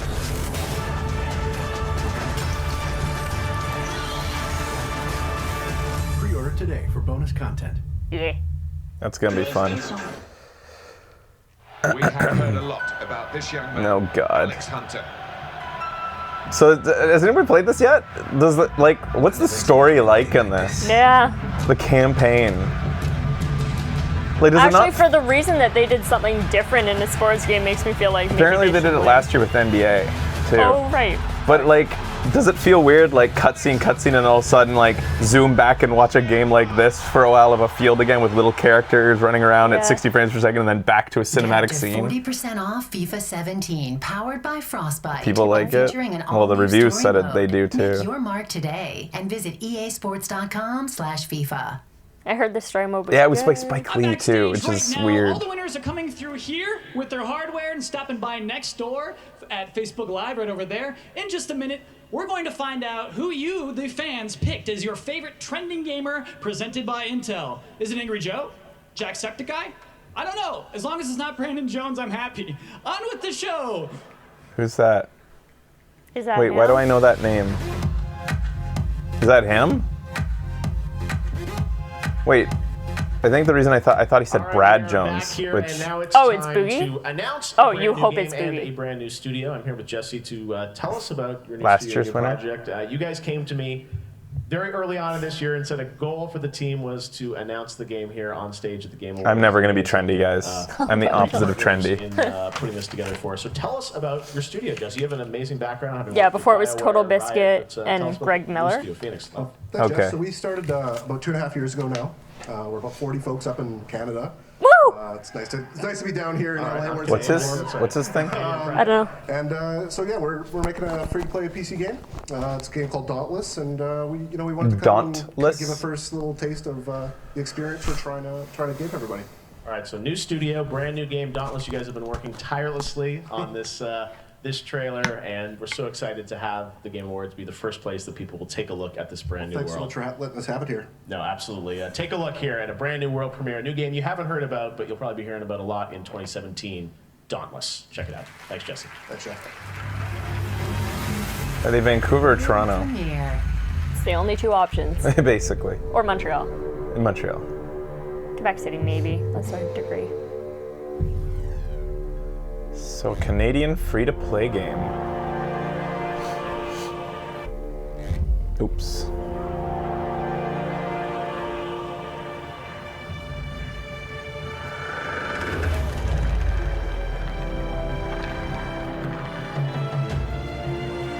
Oh, looks different already than most of what you expect from a free-to-play. Oh, maybe not. All right, what's going on here? So, like, if it's free to play, do they have a subsidy from the government or something like how? I No, don't free-to-play understand. are all monetized by, like Oh. everybody thought Overwatch was going to be free-to-play for a while. Yeah. You get cosmetics, you get Micro new things. Yeah. transactions. Okay, I'm gonna guess.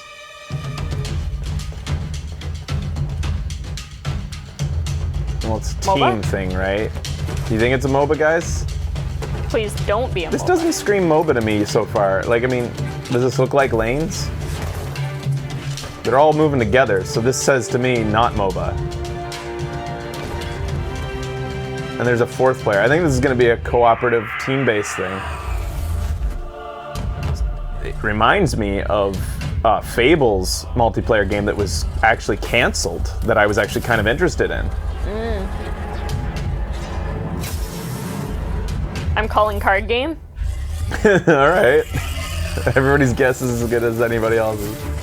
Pretty standard fare as far as trailers go for something like this. Character shots, then face off against a... You'll never outdo Fuss Roda, so stop trying. Solitaire. Somebody Google it. Do they have any info about what it is? Because that really didn't tell Please us. welcome the Chief Competition Officer from Electronic Arts, Peter Moore. The Chief Competition Officer.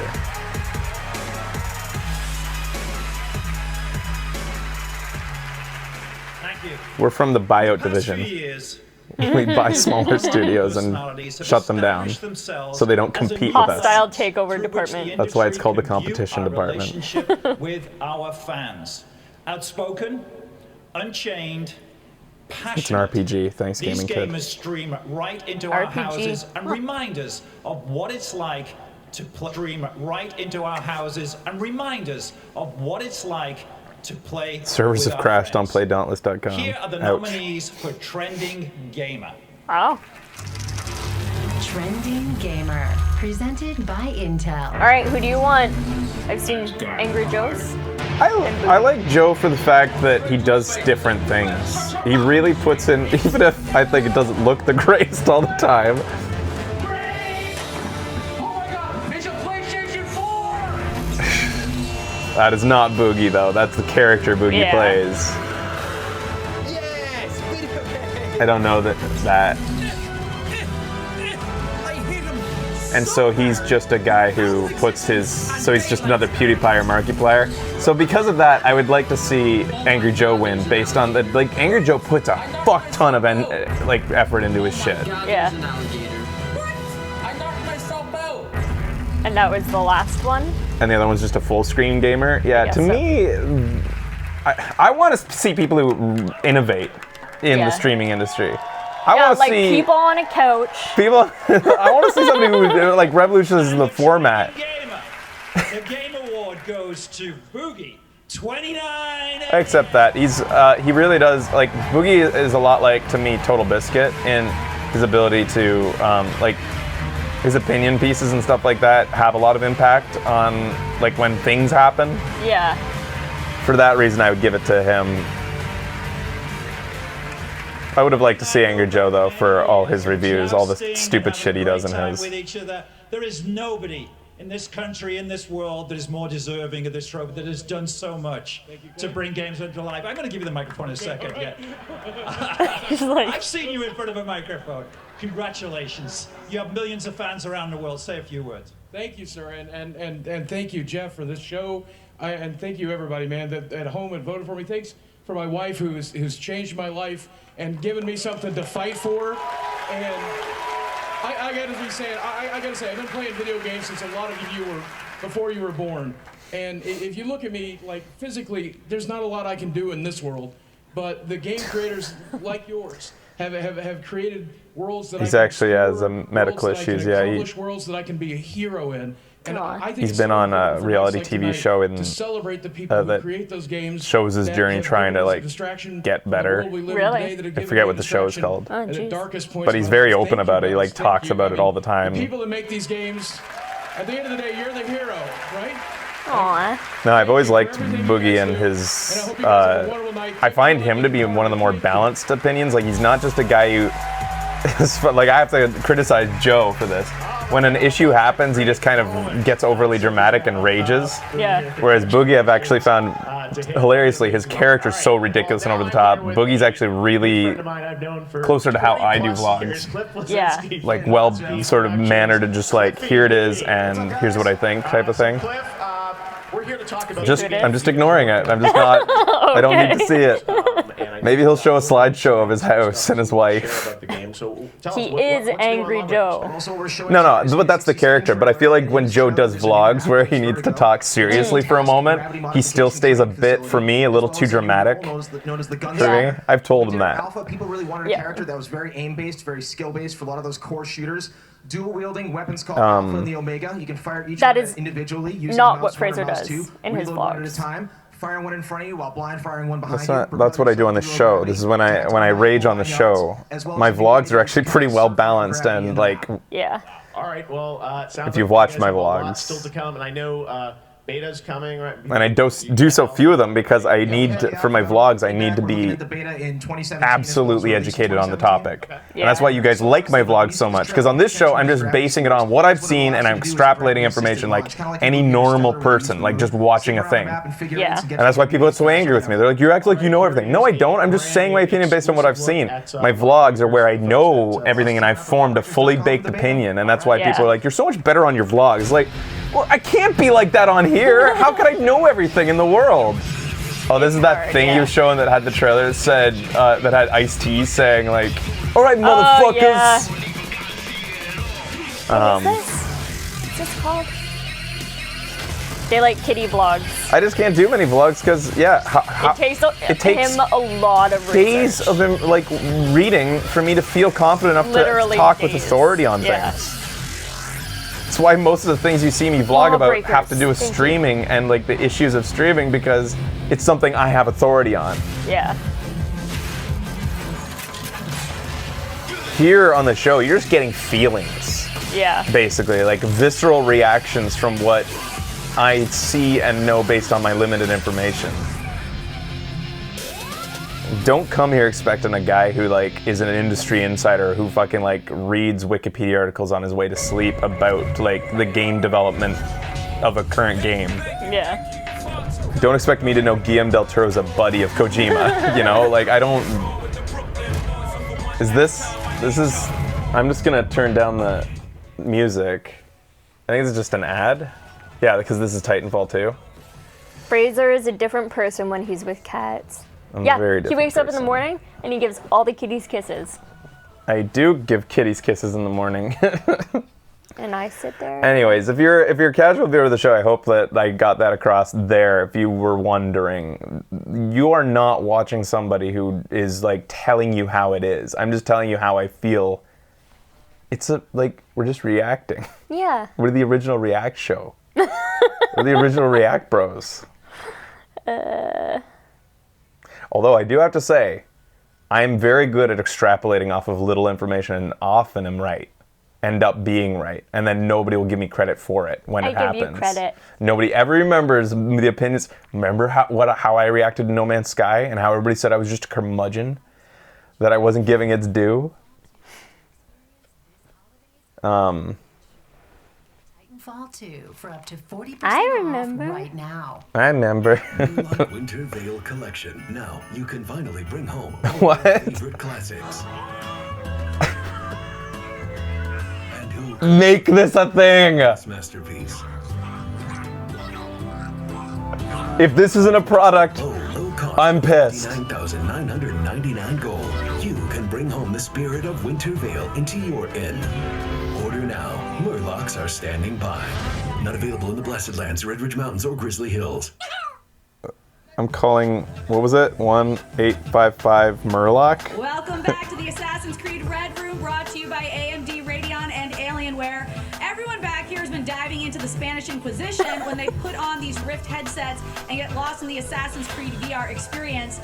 We're excited to have with us now Tim Miller. It's not a real number, you assholes. 7 Murloc. 7 Murloc. What do you think? It's 7 Murloc? Yeah. Why are you yelling? Well, then You're very that's not- excited about this okay. project. It's like we're in a wind tunnel here, isn't it? I get paid to be excited, Tim, okay? Excited, yeah. I don't think I can match that volume, but it was great. It was very interesting, yeah. Yeah. Now, obviously, you're a big creative in this industry. It's Do you one too many see numbers, so you just yourself cut off the working on last VR one. anywhere in the future? Oh yeah, I'd love to work in VR. My studio's just experimenting right Oh, it's- now, but I think it's a great new storytelling medium. I really do. I don't think we know Hello. yet. I mean, I couldn't tell you. This is amazing. It's actually... For storytelling, it's really interesting for just experiencing different stories. And It's at a call center. You can hear stuff in the background. It's just somebody like playing. without actually being told the story. And I think it's a whole different way to think about stories in general. Nice. Well, I'm excited to see what All right, thank you. Can I put in an order? For those of you who want to experience it for yourself, it's now available to download worldwide All right. for free. Then from do you need the my Oculus shipping Video address? Store. They hung up. It's a real thing. Oh my God. job, good Well job. played.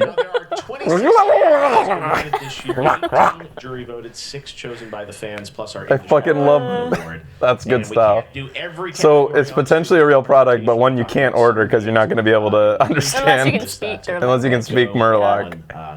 Best mobile handheld. You can hear game, Street Fighter stuff in the background. I wonder if it's a recording, So if it funny. sounds the same each time, or if they really are answering We also want to take and a just moment to playing recognize things some of the over. other I wonder. winners. Like if it's actually a team of I bet it's people. a recording. It's probably a recording. The best RPG.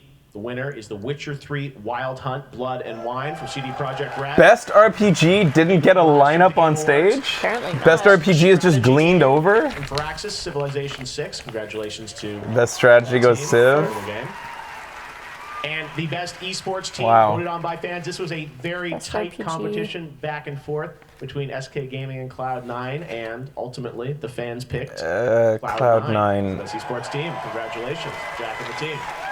It was All right, best well, RPG now and what? I'm very excited Went to for this best next strategy performance. I game, think you guys right? are too, based on the reaction This- on social media. I'm also happy to announce this year's That's winner good. for best I like music it. and sound For design. best strategy. that makes sense. Goes to Doom. Doom for best sound. And that Jesus is Christ, time to our Jeff. next performance. Composer Gordon made an amazing soundtrack, and tonight he came all the way over from Australia.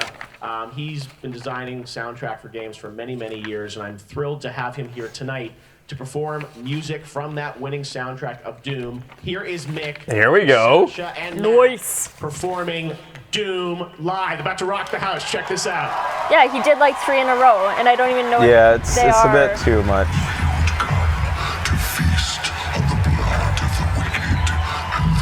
This is a concert I'd go to. Could you imagine Dragon Force playing Doom music? I just got goosebumps. That'd be incredible.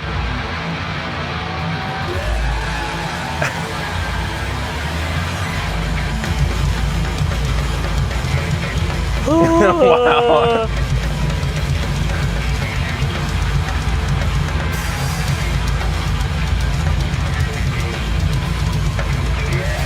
Oh my god.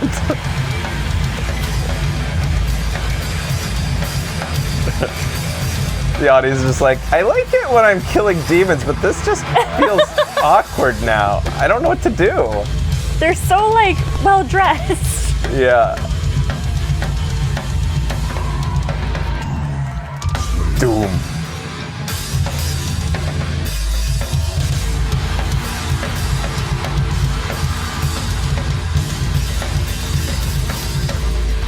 Yeah, they kind of dialed it up to 11 from the start. They have nowhere to go from here. Yeah. I would have preferred if the song opened up with just the riff. Dun-dun, dun-dun, dun-dun, dun-dun, dun-dun, dun-dun. I hope they...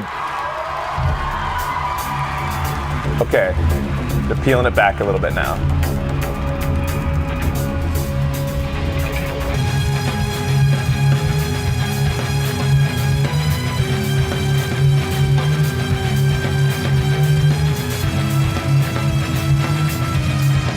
That's fun.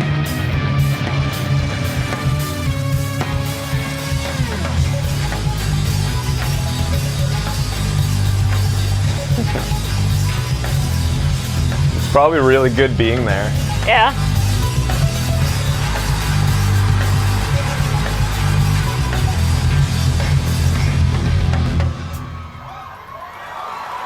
Laura says twerks to guitar riff. I love you. That's amazing. Weirdest asterisk thing that's been put in our chat.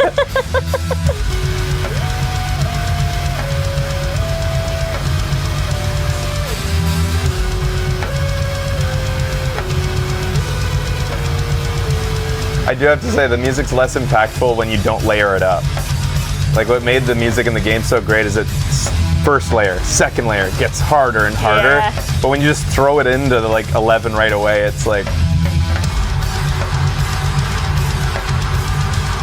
weird. He's such a button-down guy. I know. It's funny. Look, I have a brand and I'm sticking to it. Says yeah, exactly. Where do you go from 11?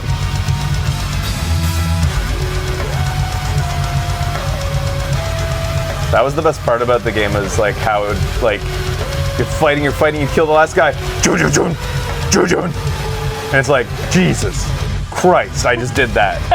You know? The worst part was when one imp is remaining in the area somewhere and the music won't end and you can't find him. And that little fucker's just like sitting in a corner. And that intense music is playing Still and you're going, like and you're looking, like looking. searching. Yeah. That was the one problem, if there was any in that game, was that. That, and you had to stand around to listen to that guy talk if you wanted to hear his stories. Founder and CEO of Insomniac Games. Please welcome Ted Price.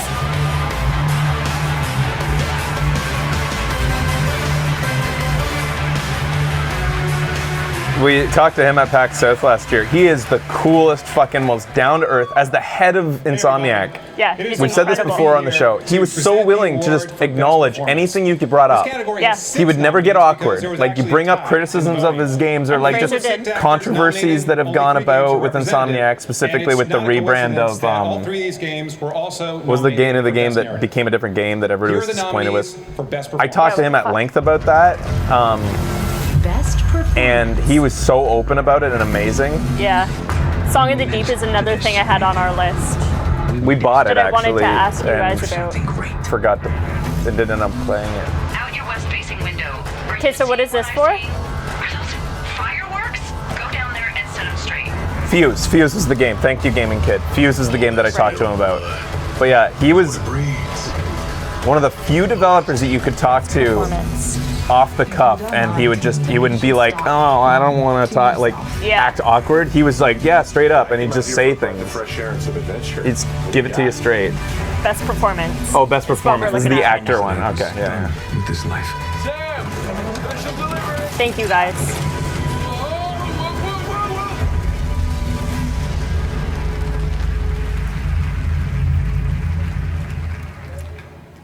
And the Game Award goes to Nolan North.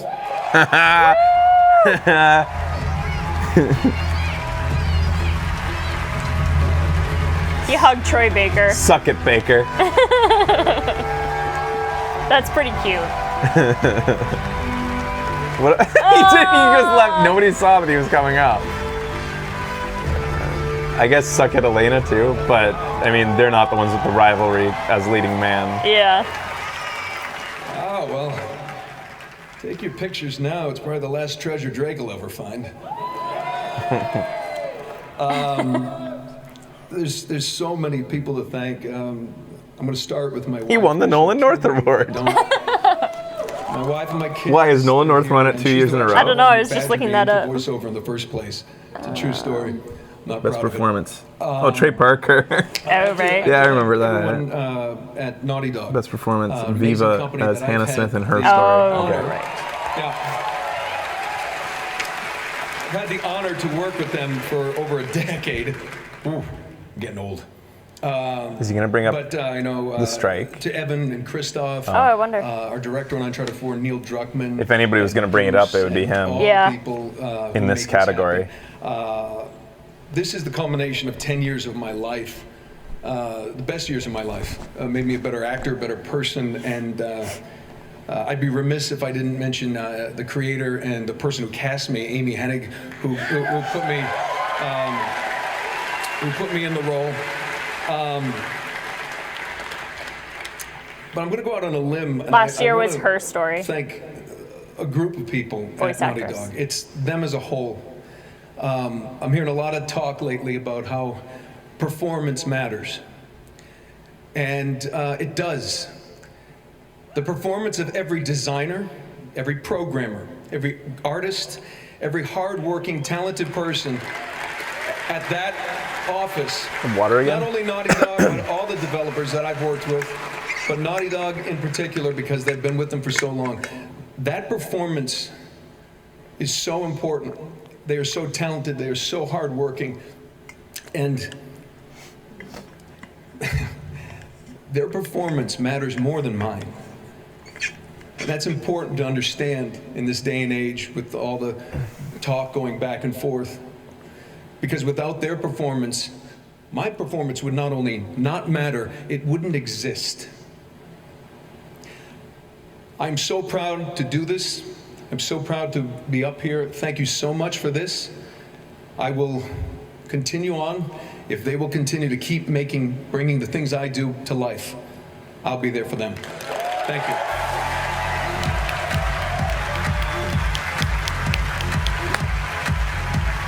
I don't know. Did that feel like it was heavy on like an actual blatant? Great guy, Nolan North. Congratulations. He was talking about the developers. He wasn't talking about other voice actors. No, he wasn't. Arcane, because we have another big world premiere moment here. First of all, Dishonored 2, a big year, nominated tonight for Best Action Adventure Game Wrap. But Dishonored I know, was good. That's not enough for you guys because next year you've got another project, Prey, right?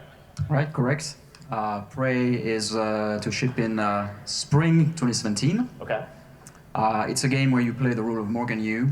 I'm really interested in Prey. You Prey. are the subject of an experiment. He was drawing that direct went wrong. parallels. Yeah. So you find yourself in a very special space station that is infested with aliens. And performance matters.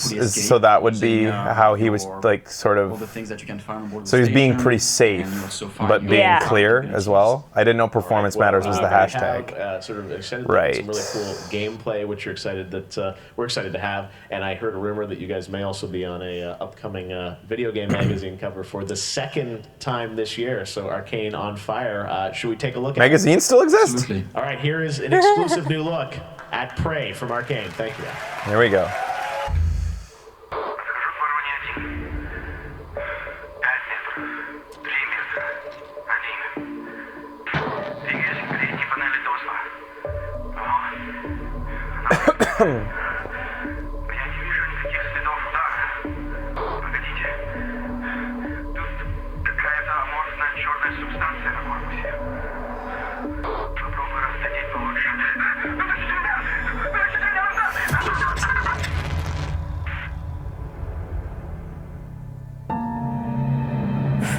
My name is Morgan Yu. Forever. Year is 2035. I'm aboard the Talos 1 research facility.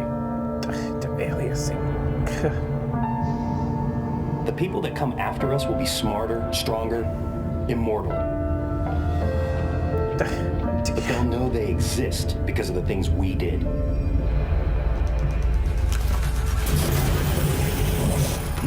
Oh.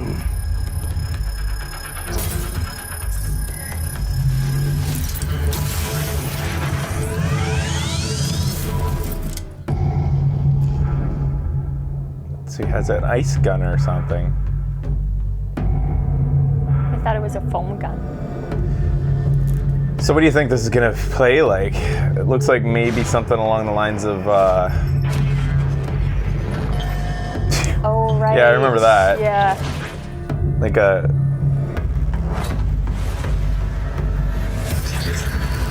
Dead Space, maybe a feel, kind of, but also like Bioshock feel too, and like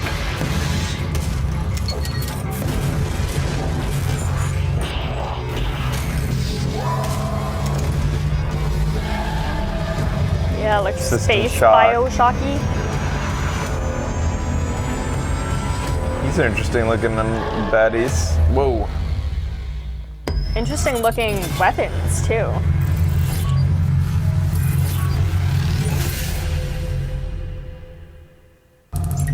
So the Prey, it doesn't have to do with the original Prey, not that I ever played it. It's just something in the vein of the feel of Prey franchise, they said. So it would be considered that this is like an anthology-like release that's just in the... It has the name, but it's not at all the same thing. The same thing. Reinvented, yeah. Plus, more exclusive announcements and world premiere trailers. I guess you could say Live around the globe. maybe like Game Awards 2016. they had the Prey trademark, so they felt like using it. Okay. Alright, so there's that. Do you have a pen over there? I don't. I don't have a pen in the studio. I don't think I've seen one in the longest time. Just turning down the music on this, because... How am I supposed to keep track of shit? I'm sorry. Your marking card. You're that person. I still don't understand how what he said was controversial. I thought what he said was very ambiguous. Yeah, I didn't think that was controversial. Did they say it was controversial? He said performance matters, and he was specific. He used the word that they use in the hashtag, but I think he'll. It doesn't matter. Over and over What's again, this? and I can feel us getting worse. Yeah, no, feel free to kill the ogre. You're getting madder and madder, and every mistake is amplified by days and days and days of frustration, and suddenly people forget their. How does it feel anti-strike? He just. Moment where you realize you're gonna snap. We had a new employee. He wasn't the worst, but he was lowest on the total. I don't understand how it was against the strike. I threw money. You're gonna have to break this down for me. I don't feel it. That day, I He booked a said ticket performance for of this devs matter Destiny more than Savant who lives actors. in Vancouver, Canada. Hey, what do you got going on tomorrow? Picked him up at the airport the next morning. You guys are translating it differently than I did. I don't know. He's leaving this room until we beat this stupid thing. I thought that he was saying like what they do is very important. But it was I guess the fact that he invoked the word performance. It's weird. I don't know, guys. Jeff mentioned this earlier, but it's worth repeating. Tonight's Game Awards is the first ever award show broadcast in VR, thanks to Next VR. Because I love VR, I had to. I think now, based on this, that he runs the risk of being mistranslated, misinterpreted, because I just don't see a guy like him Oh my god, I feel like I got the best seat in the house. doing that to his friends and colleagues, making a stark statement against their strike. I need to hear it again. Yeah, I guess I need to. feel like let's see more awards, please. Need to, yeah. He didn't say he said explicitly their performance was more important than his performance, but I guess you could extrapolate that to everybody's. I thought he was just showing humility, saying I thought like, so too. That's exactly I'm what so I heard. grateful for what they do. Yeah. To the Game Awards. And the strike isn't about being against the developers. It's about being against the publishers. Yeah. So he was like specifically talking about the people behind the making of the game, not It's because the he's already companies. stated before he's not for the strike. So you're basing this on other stuff, not just what he said on Okay. stage. Michael Phelps. Because I thought it was ambiguous. Right. because I don't know Michael that Phelps other would stuff. resent the video game award for sports, I guess. Yeah, I guess so. Hmm. Why are they doing this one live? It's a real honor for me to be here in front of the world's best game creators and players. The advancement of esports over the past few years. He's here to show us about esports because he does normal has sports. been an incredible thing to see. No, now he wants to be an actor. It is an interesting subject, the strike, is that they're looking for royalties based on the success of a game. But then I was saying, like, to Becky the other day, Devil's Advocate, like, does random artist who does background or, like, rigging or character animation in the game deserve royalties when the game does well? Yeah, As well. Do they deserve to get a share in the profit? It's kind of it's a difficult issue. Oh, best esports player. Yeah, it's so weird how they decide what to do live. No, they want the same royalties that are awarded to executives, from what I read. Those artists get paid salary. Yeah, that's what I'm saying. They're arguing that the CEOs get like big $1 million bonuses and that the higher ups in the company get bonuses. Why shouldn't the voice actors?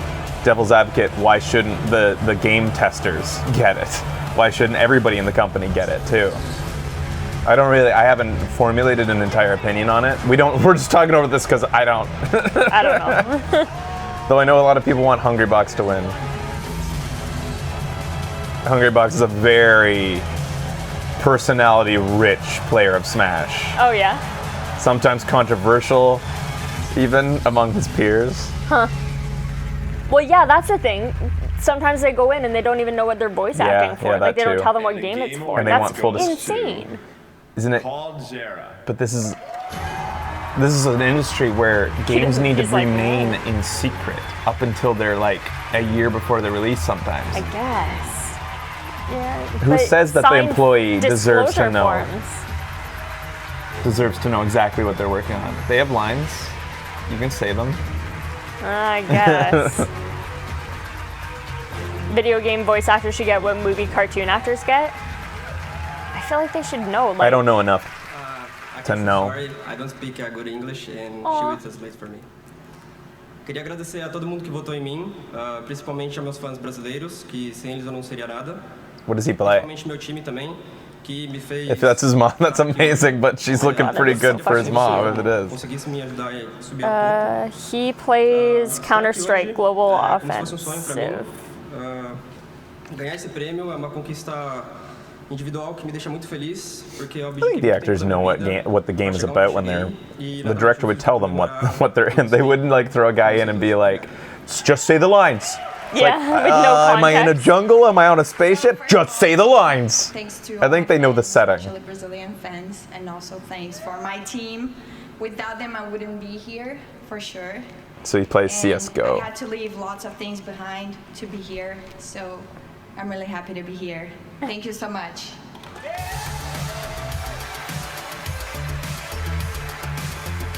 Now, here's a founder of Respawn Entertainment.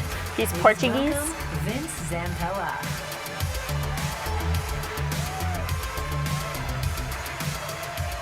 Well, that's the studio's prerogative to give them no direction if that really happens, which I doubt.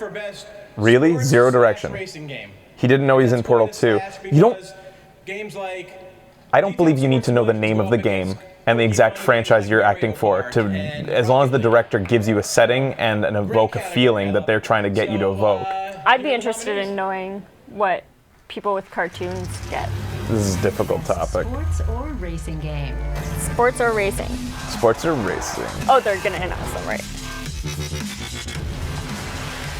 Was that good in the end? Forza Horizon 3? MLB The Show.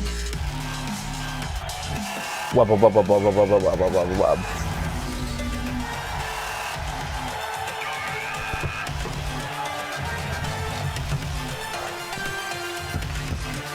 So the guy who did some voices in Overwatch said he didn't know what he was doing until... But I'm sure that they told him what the character's personality was supposed to be like. Forza Horizon 3 was great from what I played, and you hate racing games. It was great, fantastic, really rough PC port, but a great game.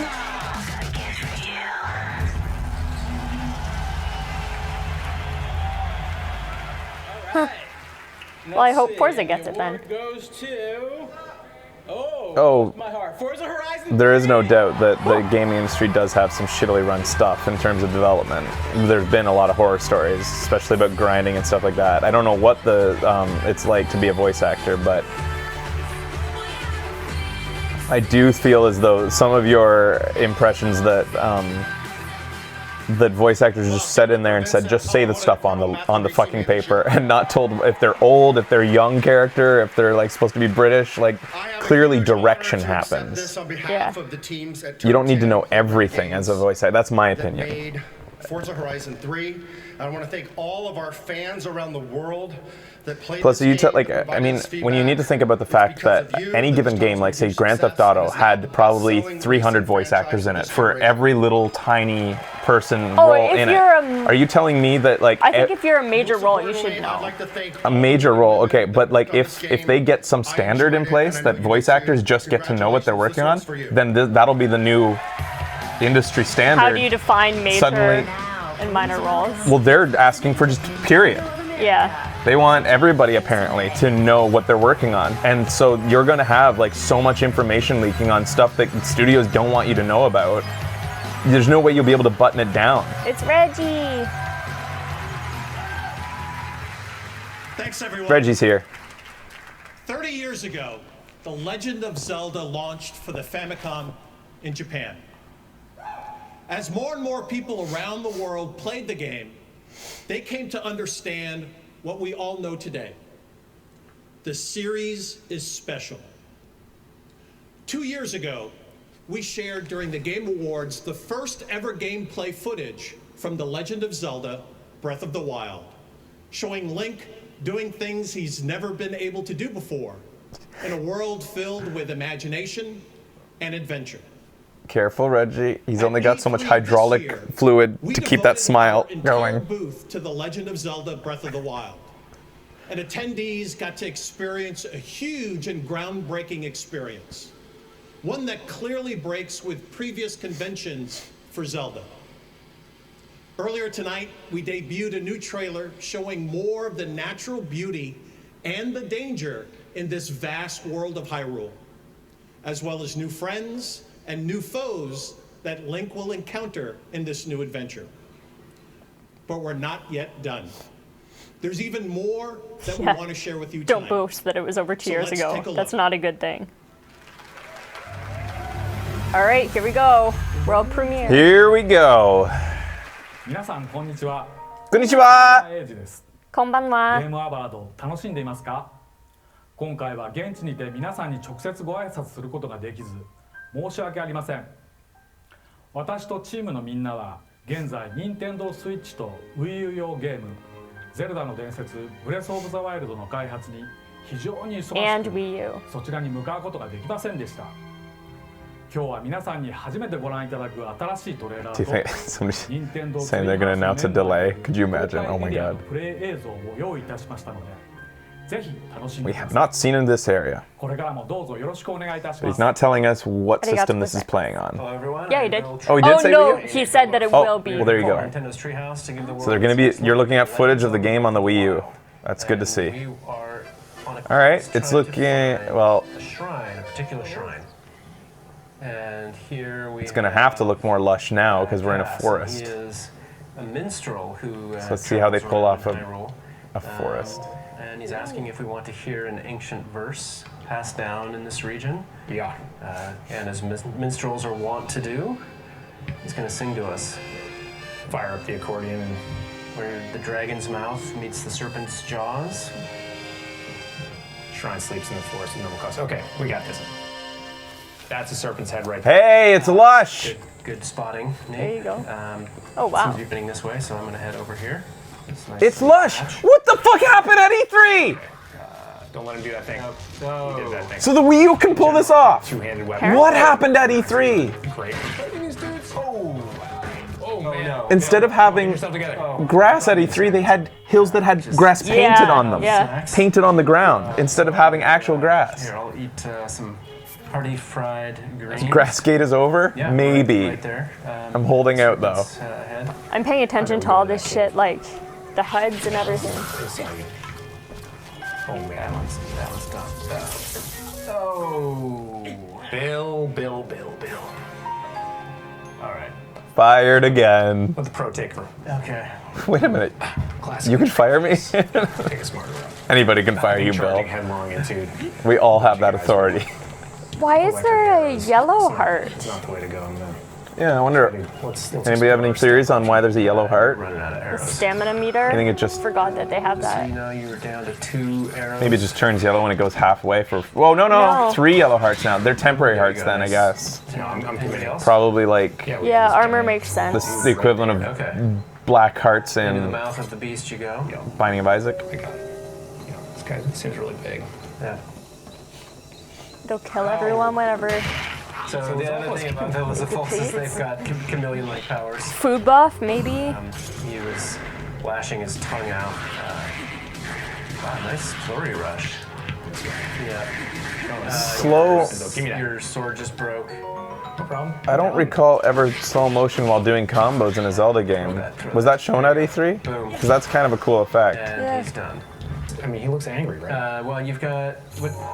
It's a food buff. He's evil eyes. So you're Okay. gonna start this guy off with a little bondage. The yellow hearts are food buff. Temporary hearts that won't come back after you He's too lose them. smart. Is he avoiding that? Yeah, he is. You. What the? They're learning. You're dealing with. Here, eat that one. Nope. All right, fine. You're gonna have to face him. Oh boy. Oh, he's got a little swing. He did not stay down for long. Oh yeah. Now.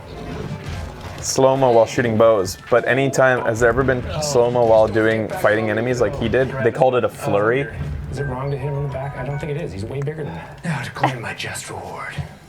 There we go. I think this. Tons of loot. You can see that we're. Feels like Zelda Monster Hunter kind of like There's something awesome right there. It's glowing. collecting claws and stuff. We're gonna end our shrine quest here.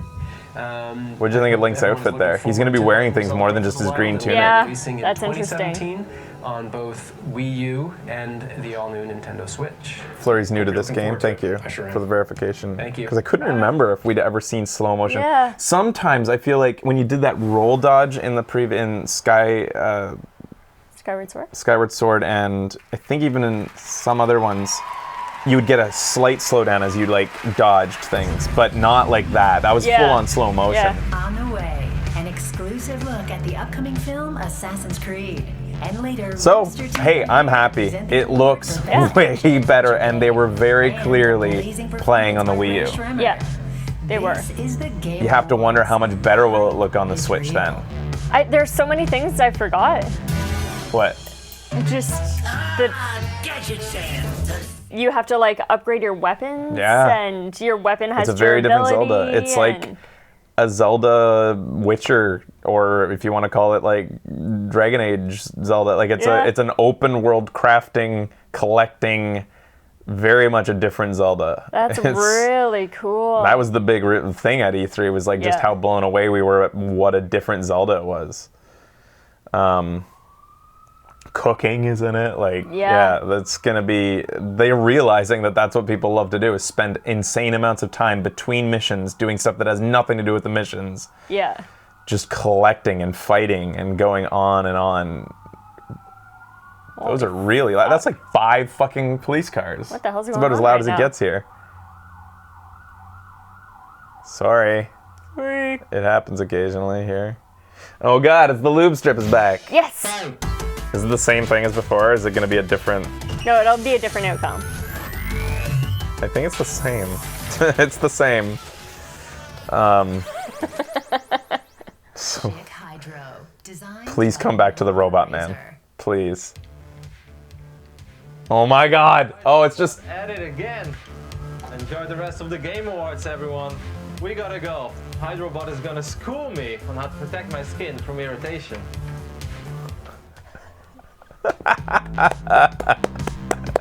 Lube him up. All right, well, we're going to continue with much more of the Game Awards, lots more awards to come, and, you know, I think it's important to have a night like this to celebrate gaming, and tonight... Sorry about the sirens, guys. That's about as bad as it gets here. Industry, including Rockstar Games, who backed it's like they just parked in the intersection and left the siren on. Yeah. Award show. Thanks to Rockstar, and thanks to all the publishers who helped me put this show together. This is all for you guys, all the great work you guys do throughout the year. Now, we've also got a live thread going on Reddit. You can check that out. I did an AMA earlier today for that, so check that out. So did everybody note that down? I showed optimism and excitement. I think Zelda's looking good. There you go. None of you will remember this. They won Best You'll only hear negativity from me about Nintendo. They'll only ever remember negativity about Nintendo. We'll remember. The next game. They totally don't. The next piece of the Shovel Knight story. Check it out. It's been a while since they've shown me something that I could be really... I mean, at E3 I was a little bit excited about the new direction that Zelda was coming. Oh, prequel to Shovel Knight. Cool. But that was truly a step back in the direction I was hoping it was going to look like, for sure.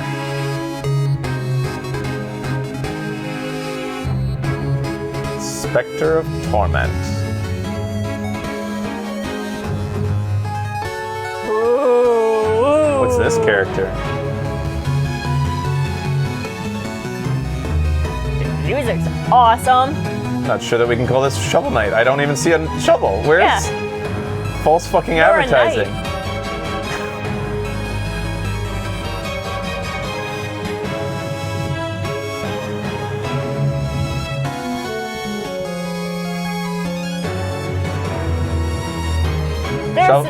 Shovel Knight guys, I love you, but I'm just gonna put it out there. I play the game for Shovel Knight, not for everything else, even though everything else is pretty good. Yeah. We heard you like Shovel Knight, so we took Shovel Knight out of Shovel Knight. Now you're playing as this badass fucking like Reaper guy with a scythe. Now, please welcome the system. No, it's a prequel. Yeah, it's a prequel to the game, but I think Here's Mark Cerny. He didn't make it clear whether it was DLC or not, or if it's a separate game. Director Alfred Hitchcock Oh, famously said, to make a great film, you need three things: the script, and the script. Ugh, location, Like great location, films, the location. nominees for Best Narrative focused on story and characters to deliver some of the most memorable and rewarding moments of the year. Best narrative. Best narrative. All right. You know what never loses signal? Uncharted 4. The script, eh? Uncharted 4. Firewatch. I can't judge not knowing where it went. I don't want to see anymore.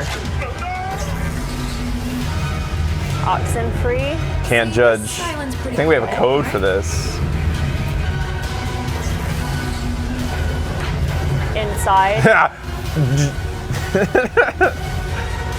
I guess it still has a narrative. It's Yeah, true. but- Narratives don't have to be words. True. Mafia 3.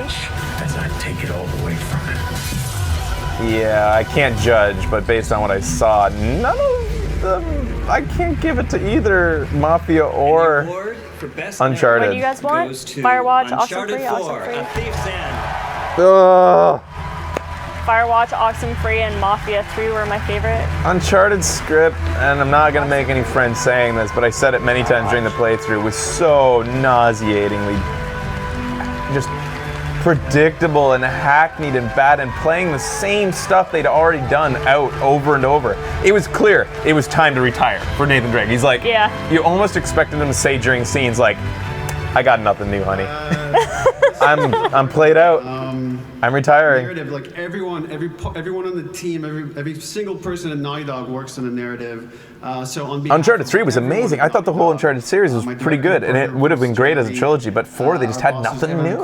I liked an amazing cast led by Nolan North, the kid Emily Rose, aspects. Richard McGonigal, and Troy Telling a little Baker. bit of their Yeah. early story. I thought that was cute. I thought that was well done. And developed We all their work for the same goal of relationship telling the final because we chapter know of nothing Nathan about Drake's his story brother. and We weren't supposed to know because he was retconned into his previous life. He was made to, he never mentioned a brother before that Without her moment. work, Yeah. these characters wouldn't even exist. And the head writer for the first 3 games didn't come back for the 4th, which could have something to do with it. It was like they looked at her notes that she left behind and said, okay, can we make a game out of what she had left? Yeah. And very patient as we worked to finish this incredible series. So thank you very much. I was kind of, I remember hoping it would go somewhere new and fresh with the brother, like something unexpected, but it just ended up being just kind of what you expected. I do agree. And I remember cringing at a lot of the interaction with people. Which they're evidently just told to like make it up. Yeah. And these poor voice actors who are like just had to make it up, and they didn't make it up so great. I love them, but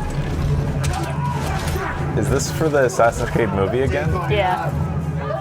Or I think so. They said they were gonna show footage of it. Did it not come out yet? It's coming out, right? This holiday season?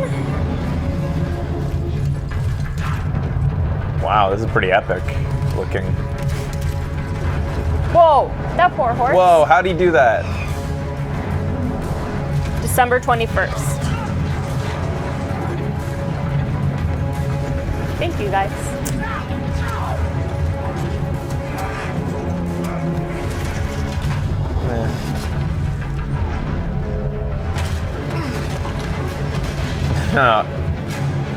Taking cues from Mad Max, I feel like. That's so in vogue now. Yep. Like, I was thinking the same thing.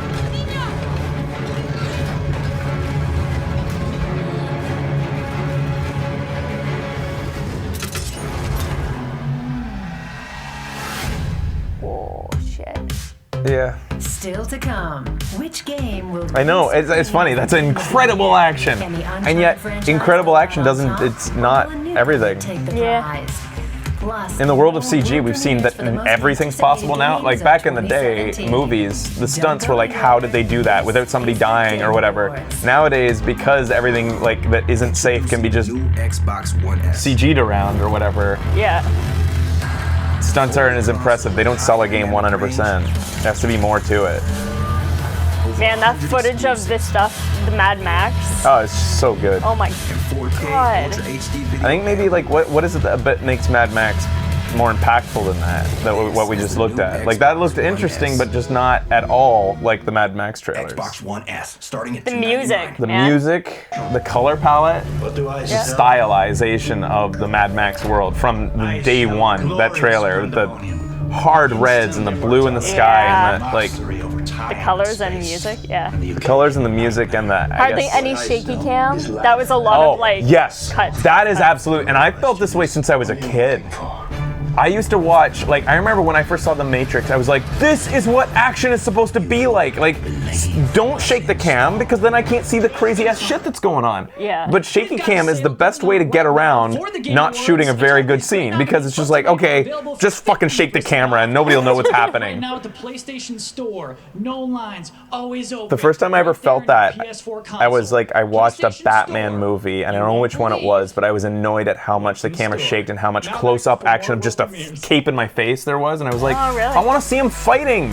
Yeah. I want to see the actual movements that he's making and how he's dealing with the situation. It's crazy that you thought like that as a kid. Like I didn't did. analyze. But when I saw Matrix was the first time where I was like, this is how it was always supposed to be. Action scenes should show me every movement. Yeah. That and that equilibrium scene where he throws the clips ahead of him and then goes in after the clips. That was like one of the first things you ever showed me that I was like, I get it. Yeah. Holy shit, I get it. Yeah. Yeah, shaking cam is literally telling your audience, just fill in the blanks. Just assume he did an amazing move to get from that guy to that guy. He just did it. Don't worry about it. He did it. Months away from welcoming back old friends and making some wicked new enemies in Halo Wars 2.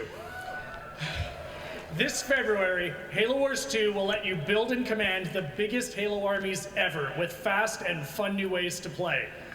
But if you don't want to wait until February to start playing Halo Wars, we're happy to announce that everyone who buys the digital Halo Wars 2 Ultimate Edition will get special preview access to the new definitive edition of Halo Wars 1 Remastered, especially for Windows 10 and Xbox One. Cool. The definitive. Hey, remember another great Edition scene? brings the classic Halo Fucking Wars 300s action looking better scenes. than ever. And that one back-to-back fighting slow motion scene where it goes fast and slow, and then that like scene changed. I feel like video game trailers from that day forward. Yeah. It felt like everything tried to emulate that scene from then on. Threat in the Halo galaxy. The mysterious and deadly brute commander. Dread was good, yeah, it was. Now we've seen I the liked damage Dread a Atriox lot. can do, but until now we've never really I'd like to known watch it again on the that's about projector. to change. Enjoy. I could You watch liked it it again. too. Yeah, I did. Ma was so good. Or was she Mama? I forget what her name was exactly. I forget now too. I remember you always getting it wrong though. I think she's Mom. Is this new footage? Because it just looks like... Oh, I think it's a little bit. 5 months ago, the portal from the Ark to Earth. Are you Red shut down Cortana? Without warning. A month later, he arrived. He? The brute. Their leader. His name is Atriox. During the war, the Covenant used his clan as expendable muscle. Red Cortana, she must be evil. Told them dying in battle would speed No, she's their gonna holy die journey. first. And none ever returned until he did. And so battle by battle, war by war, Atriox was born. Oh yeah, this guy with the big Every nostrils. victory, his legend and his hatred grew. Eventually, both were impossible to conceal, and they tried to banish him. In everything we know about the Covenant's 1,000-year history, Atriox was the first to defy the Covenant and survive. And his defiance inspired others. So he's a good bad guy? The Covenant had 2 targets in those years. They almost got us. Are you interested? But Atriox, they never came close. Because I'm just captive right now, a little bit. Halo... We don't stop him now. Yeah, I don't know. I'm not going to get into it. It's never... The background's never really inspired me. The most inspired I was ever by Halo was the initial game when you saw the Halo. The actual literal Halo in Halo 1 was such a cool concept. It was this world that was a ring and that spins so that people can live on the inside of the ring. Oh, like it was like a Game world. of Thrones. Yeah, except just a ring. Oh. Not like a sphere. And you could like see it ahead of you. Like if you looked in the sky, you saw crazy. the world, so you could see the other side of the world by looking straight up. It was a really cool concept, and I remember thinking that was such a cool sci-fi idea. That was the end of me caring. Everything else in that game and every game since has been like shooting purple bullets at little guys, and like I want blood, man. I'm here to present the award for the best game direction. Creating a great game is truly a team sport. To put together a successful project like those nominated tonight takes a dedicated and talented team of people working towards a singular Overwatch? vision. This award recognizes studios that have worked especially hard to innovate This for and what push category, the sorry? boundaries of game design. Best game direction. Here are the nominees. Here are the nominees. Best game direction. Blizzard. Game direction's a huge thing. It's what I think makes most games, the ones that I think are like just end up being good, and then Battlefield 1, DICE. And then you guys see me talk about very long times at the end about how disappointed I was, even though I enjoyed it. It's game direction that can take a good game to being just a fucking amazing game. Right. It's the director where the buck stops. So id, Naughty Dog was there with Uncharted 4. What do you guys want? What do you guys want? Game director is the guy who says no to things. Yeah. You know, who sees something and says, you know what, the game will be better without. You want Overwatch? You think it doesn't deserve it for this category? Awesome.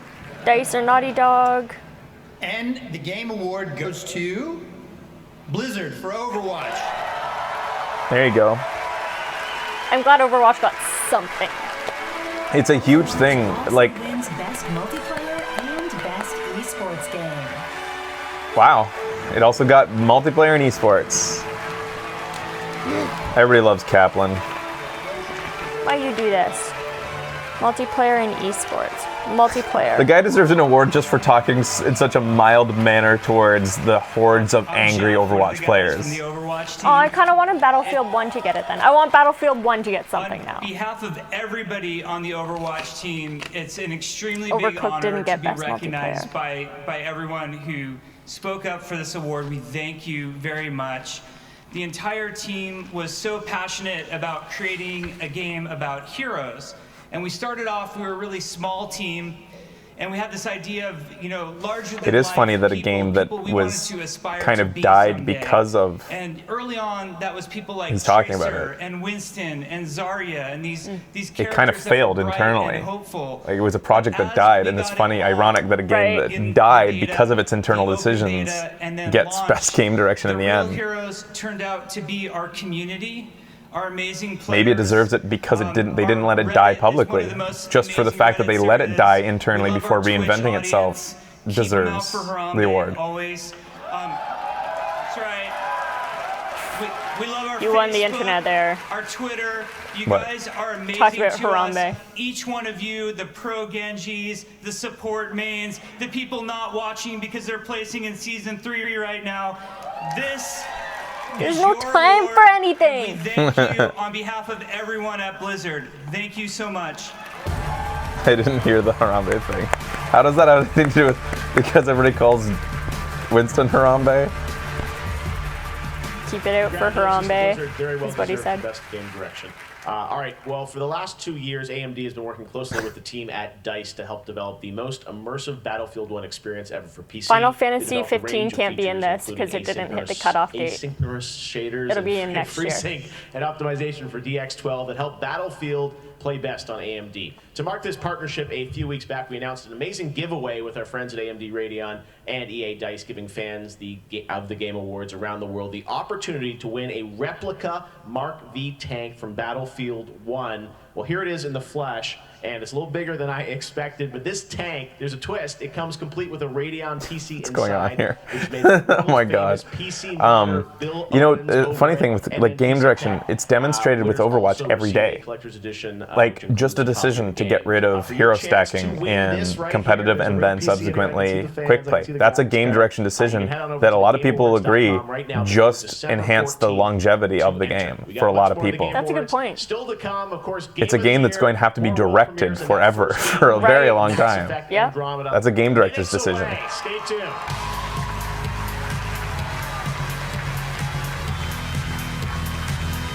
Like it was a game direction decision not in Overwatch to have a kill list, like a leaderboard of kills.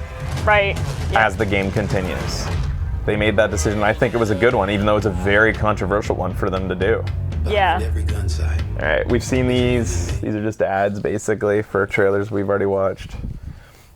So we have there's 10 minutes left. Mm-hmm. They still have to show Mass Effect. And they still have to Andromeda. show us something that do you think that It's Jeff Mass Keighley, Effect? when he said the thing that he just watched over and over on his computer was Norman's Fetus new trailer? Oh, fuck, probably, Yeah, probably. yes. While sobbing and masturbating to a picture of Kojima. Yeah, I'm definitely. sorry, Keighley. I have to lace into you for that. You gushed on stage. I'm sure that he's the godfather of your kids, but it was a little bit awkward. Experience the acclaimed, epic 64-player multiplayer and gripping war stories. Yeah, and then the only thing I think we have left is Game of the Year. Game of the Year, eh? What's this? Oh, yeah! Ooh! 'Twas the night before Black Friday. By Frank All West. through the mall. What date? Biters lurked stiffly. December 6th. Next week. The windows all shattered. The shoppers had fled. I'm just so It looks happy like it's Black a Friday Christmas brought Black game. Days instead. Then down near the food court arose such a clatter. I sprang from my post to see what was the matter. Then what to my wondering eyes should appear? A freshie transforming, one more in the rear. And then there they were, right there on the floor. the exosuit and weapons I'd asked Santa for. There's this mech suit. Giving, I let fire fly. So it's like Fallout I asked who was style. I got no reply. The strength of It feels like a Fallout suit. I brought serious pain. Awesome. Come meet your mentor. Frank West is my name. So I jumped in my sleigh and drove through the horde, spewing out bodies and guts and more gold. It's so nice to be naughty, I thought with a grin. I'm just getting started. Let the sleigh ride begin. He spelled slay with S-L-A-Y.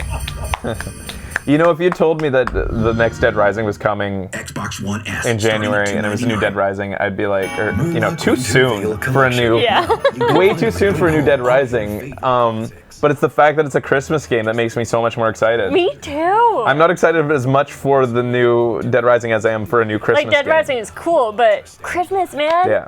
Fucking Christmas game. Because I think Dead Rising, honestly, could have waited till next gen. I think one per gen is fine. Yeah. But yeah, Christmas game, man. We need more of them. Yes. And the fact that the last Dead Rising was impressive. It was a first release game. It was a debut title, a launch title. And it showed the power of the next generation. Like, it was clear that, like, all of this wasn't possible without these new consoles. Like, the sheer number of zombies they put in, like, they'd always done that. That's what their hallmark is. But it was crazy how you could see them, not just in front of you, hordes, but just way out there. You could see tons of them. And it was all like, those bodies. They were just non-stop. And their limbs, too. Like, it was crazy. And they all seemed to have physics and bounce off each other. I still, like, to this day, I think Dead Rising makes me disappointed in a lot of games today for the lack of crowds. That's crazy. There's so many games where there's crowded scenes and you're like, where's the fucking people? And Thanks a lot, Dead Rising. Dead Rising, I know those aren't people, but I mean, if they can do that, why can't more games have real crowds that you have to get through and people bustling about? Instead of like, I don't know, so many games it's like, you're impressed when you hear like conversations going on in the background. It's like, it's cool that they recorded those just for atmosphere and stuff, but it's like, these guys are having a conversation and these guys, and they're the only ones in the whole fucking mall. It's like, and you hear like mumble. And you hear mumble. You have Walla. You have Walla in the background. It's like, who's making the Walla sound if there's only like 3 tables of people here? Make some noise for Sway Lee and Slim Jimmy, here to form Black Beatles. This is Ray Shremmerd. The downside with Hitman doing that well was they did it better in Absolution than they did in the new Hitman game, which is kind of sad that they took a step back. Because it was incredible in Absolution, probably because of the nature of the smaller, more contained levels. So it was a trade-off, I guess. But you'd think with the next generation they would have gotten better. Yeah. So what are we even... I don't even know what's going on here. Why are you guys going, wait, what, who? They're wondering who these people are. They don't have shirts on. I don't know. Chili Peppers did it, guys. They weren't born then. And they did it in their underwear, so get in line. You're really hungry today. Get a snack. That's fine. I can Eat wait. a snack. No, it's fine. Eat a snack. Mannequin challenge I want a song. snack. Give me a snack, please. What do you want? Just anything. We're gonna have a quick snack. Have a little fruity snack. Uh-oh. Yeah, you're fucking hungry, and I've been hearing your stomach rumble through the whole show. I never knew. I heard that? Oh, fine. I'll eat a snacky. Yum, yum. It's been a long show. Sweet guys. Ow.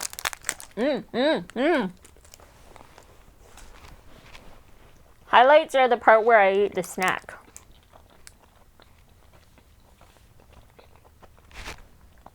Cup of Coke. So, what have I said in today's show that's going to piss off YouTube? Let's talk about the positives. I've talked a lot and loudly. What have I said that's going to make people angry? Let's talk about the positives, yo. Whoa, that's cool. I talked about a few things that impressed us today. Not a lot happened today, though. I was hoping for a world premiere of a game announcement or something. Well, I mean, yeah, so I got really excited for a moment when Bulletstorm came out. Oh, right. But then it ended up being a remake. And they were pretty cheeky. Mm-hmm. Not saying remake. I could tell as soon as they gave it a subtitle, it said Bulletstorm, whatever it was called. Right. When you don't put a 2 on it, I thought it was gonna be some sort of mini game feeling thing, and I was actually a little bit worried for a second it was gonna be just some sort of rehash of the brand name, but not a real story experience. Mhm. I'm happier that it is a remake than that. But I wonder if they said it when you were cheering. oh, my Uncharted criticism will piss people off, definitely, yeah. Oh, right.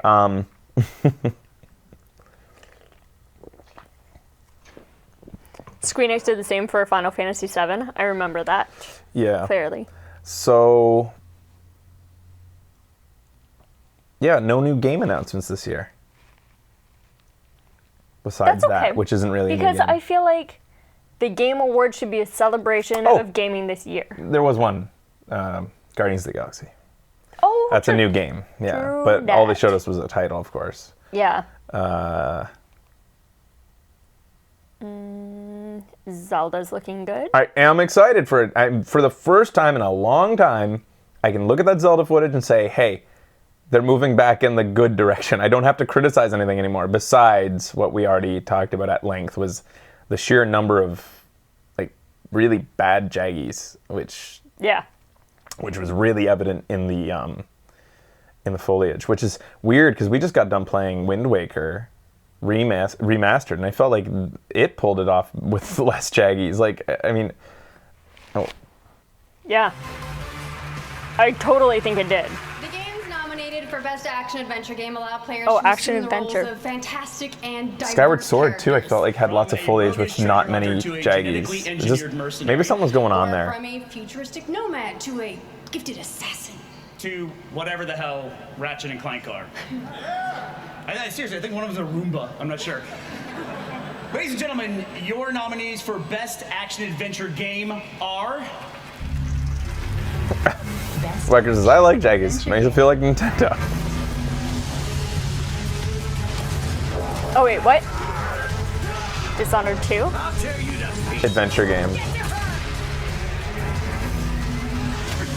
Uncharted 4?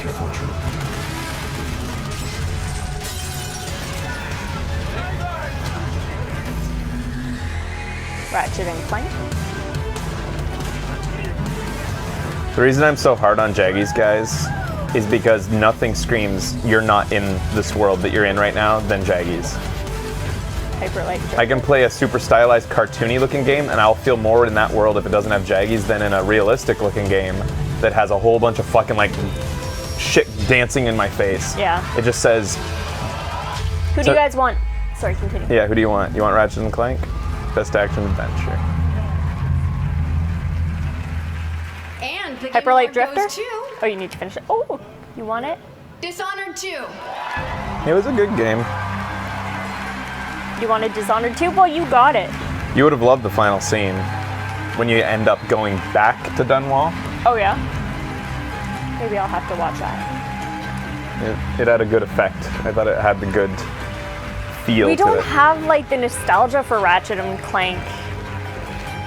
I'm really sorry about that, guys. To really We've tried with Ratchet and Clank, and the humor doesn't strike me. I don't feel it. And because I'm not laughing. Apparently it's beautiful. You'd love They how have it said the looks. new one really does feel, or the new game is really good, better than the last game. It's the one that we played that was 4-player co-op, and said they say this one's way better. So this is like the result of 17 years of creating the best team that we could, and we're. It's an honor. It's amazing. So Harvey Smith, who is the creative director of this game, could not be here tonight. So Harvey and for Like, the what rest is of it the team that in you can Lyon, say about this is humor for that strikes one person and not another? Sebastian. Like, I laugh This game was quite extremely hard to liberally make. at Lego It's been, games. I feel like the writing just strikes a chord with me. It's just got a touch of like tongue-in-cheek and cynicism to it, and I don't know what it is about Lego. It's self-referential. It's got some groaners, but Yeah. Ratchet and Clank, even it's the movie trailer I found, I was like, this isn't funny to me. It just feels like really vanilla, overplayed jokes. All right, I'm Yeah. here with That, like, Kevin, you from Telltale. You guys already learn announced from Guardians of the Siren- Galaxy earlier in the show. Congrats on that announcement. Huh? What? Little tease. Yeah. Oh. But there is something Telltale? more and much more substantial footage we have of something that is coming out later this December, The Walking Dead. New Frontier. I know you're going to December see 20th. some gameplay. So tell us about the new character they're going to meet in this footage. So in the New Frontier, you play a whole new character. His name's Javi, and The Walking Dead is always about family, and Javi has been separated from his family since the beginning of the outbreak, and we'll see a little bit of that in the footage. And in New Frontier, we jump ahead quite a few years to where Javi is out trying to find his family and kind of deal you don't with play as the Clem. Walking Dead universe, which is never easy to deal with. Yes, well, you guys have done. So Clem's going to be a this series character. For many years, and I know Just it's coming out later. Hobby? Hobby? Hottie? Yeah, at the end of December. Yeah, nobody can understand what the character's name is yet. Yeah, there was just one issue, which was Hottie? the season premiere was a little bit too big to fit into one episode. So we're actually releasing 2 episodes. The premiere is a 2-part, 2-episode premiere called The Ties That Bind. Both episodes come out December 20th. Okay, Ties That Bind, December You're not gonna be 20th. here. The Walking Dead, Telltale, always Fuck. amazing stories and We experiences. can do it that and morning. My now plane here's an leaves at 1. extended look at Right. Frontier. Or 3. I can't remember. Okay, we might be able to do it the night before then. Yeah. World premiere. David! It's David, hey! Hey, David, man. I had to leave my car. It's traffic's just backed up for miles. He's dead. So this is the character? The guy? No. He's who you're I playing? think so, yeah. I've seen images of him.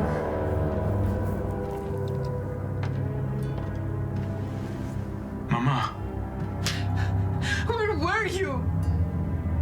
I tried. I'm so sorry. He's gone, mijo. He's gone. Mama, Hector's taking care of it.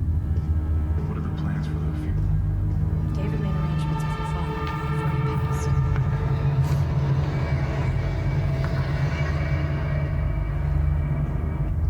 You thirsty, baby?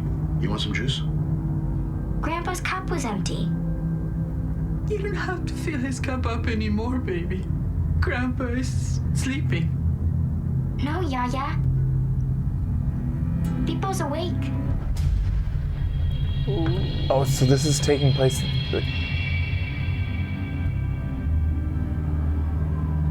He's like the first zombie. But then why did the initial teaser show grown-up Clem if this takes place before the outbreak happened? I have no idea. It's during outbreak and they don't get it yet? They don't understand it yet? Rafa, Flashback, maybe? ¿cómo es esto posible? Yeah. Seriously. You think it's back in time and then it jumps ahead. Okay. Yeah, that makes sense. Sure. Yeah. Sure.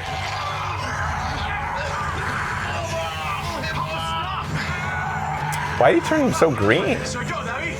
Estás en tu casa, cálmate. Él está loco, él atacó a Héctor.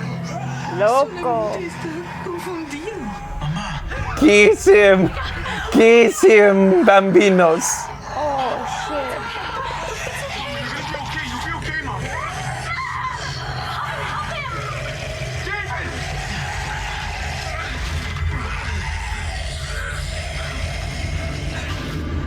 Oh, Grandpa. Or Dad. Sometimes it's not enough. Nice. So you meet up with badass Clem. Out for me too. What happened to them? Same thing that happens to everyone. Clem's like, come with me if you want to live. I have goosebumps. That's awesome. I fucking love Clem. She looks hardened. Yeah. Rambo Clem. Rambo Clem. Yeah, she is a hardened character. She's Molly 3! Gameplay of Mass Effect Andromeda. And we unveil the winner. Mollyception. But I want to know what happened to Molly 2. All over the planet. Because I loved her, and I know that the internet didn't. 2016. Molly 2 is just, she goes where the wind blows, man. I wonder if they will wrap up that story, though. It begs to be known. Like, that's how the last one ended, and it was a pretty strong ending, like, and heavy ending. We need to know where they went from there. Yeah. Maybe it'll jump back in time and show how they split.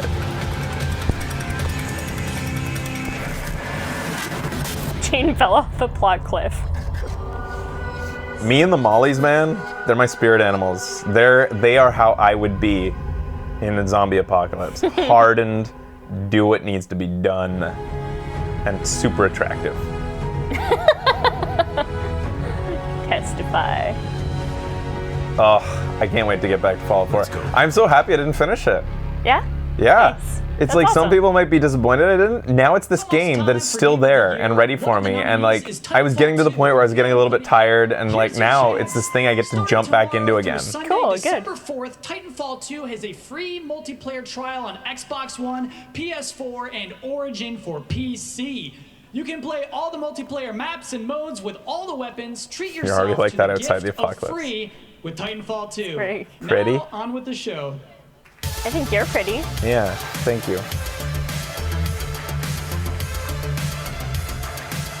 All right, we are back here. We're live in Next VR. We've got so much happening, but right now, here is the general manager of BioWare. Please welcome Aaron Flynn.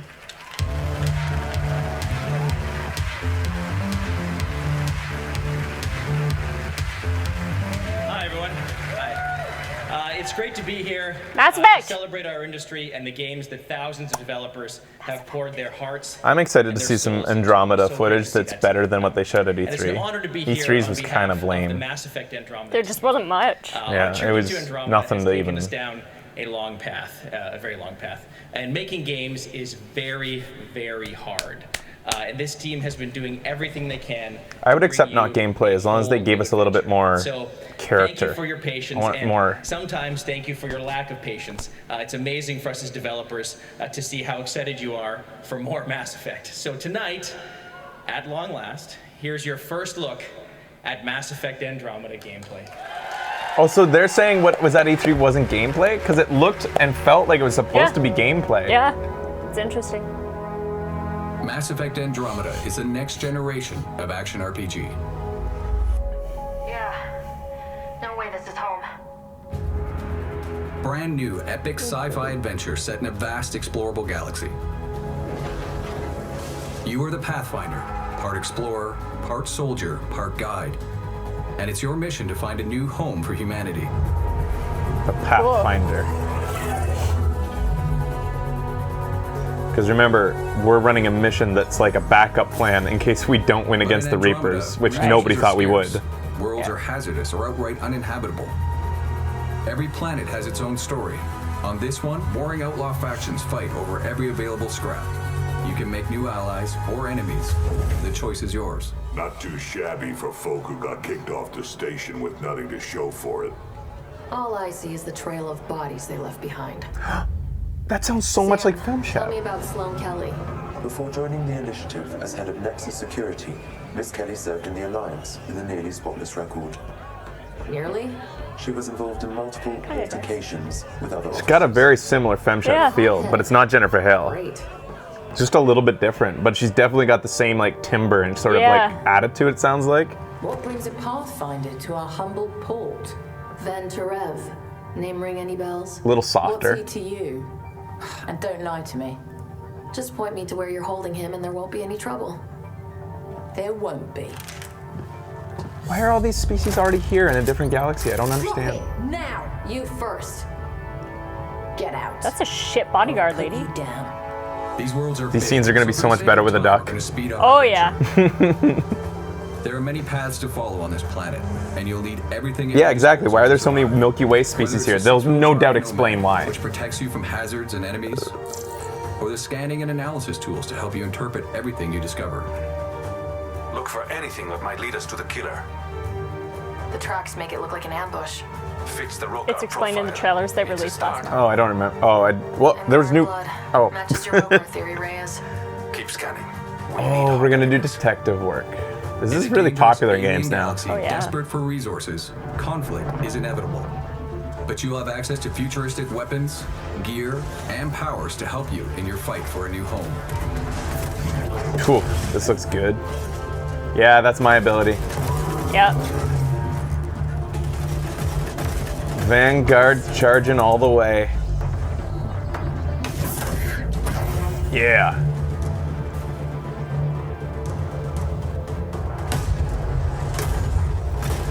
So the radar's like up there now? Oh, it's always been up there.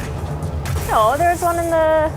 Was there? I always remember being able to see left, dots thought. up at the top. Oh, maybe I'm just used to It's other games. other games.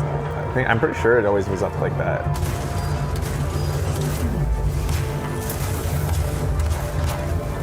A tech combo, it said. So I think she just comboed with her buddy. I want more combos, because the combos were one of the coolest things about combat in the original. Everything else you Yeah. need, you'll have to find, steal, or craft yourself. And that's critical to your survival. These worlds have many dangers, from environmental hazards to hostile wildlife. Oh my god, it's like better than No Man's Sky. it's I want to show her mining stuff. Sweet jetpack. Oh, this combat looks fun. Ouch. Oh, you done fucked up. Oh! That's a bad miss. That was very Rancor-like, that thing. Yeah. Flamethrower hand. Shields. I'm gonna be a space wizard. Companion. This isn't just new gameplay. This is a shit ton of new gameplay. Yeah. Like, you could analyze this for like an hour.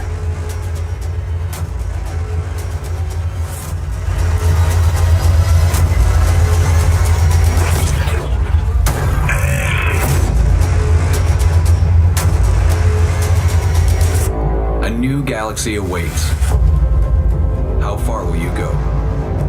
So what's their explanation? Just tell me. Why are in another galaxy we have a bunch of other people that came from the Milky Way? All right, well, it's been an extraordinary year for our industry, and the diverse and unique games nominated for Game of the Year reflect the breadth of genres and the ingenuity of the creative teams. Here are the nominees. Here we are for Game of the Year, guys. Who do you want?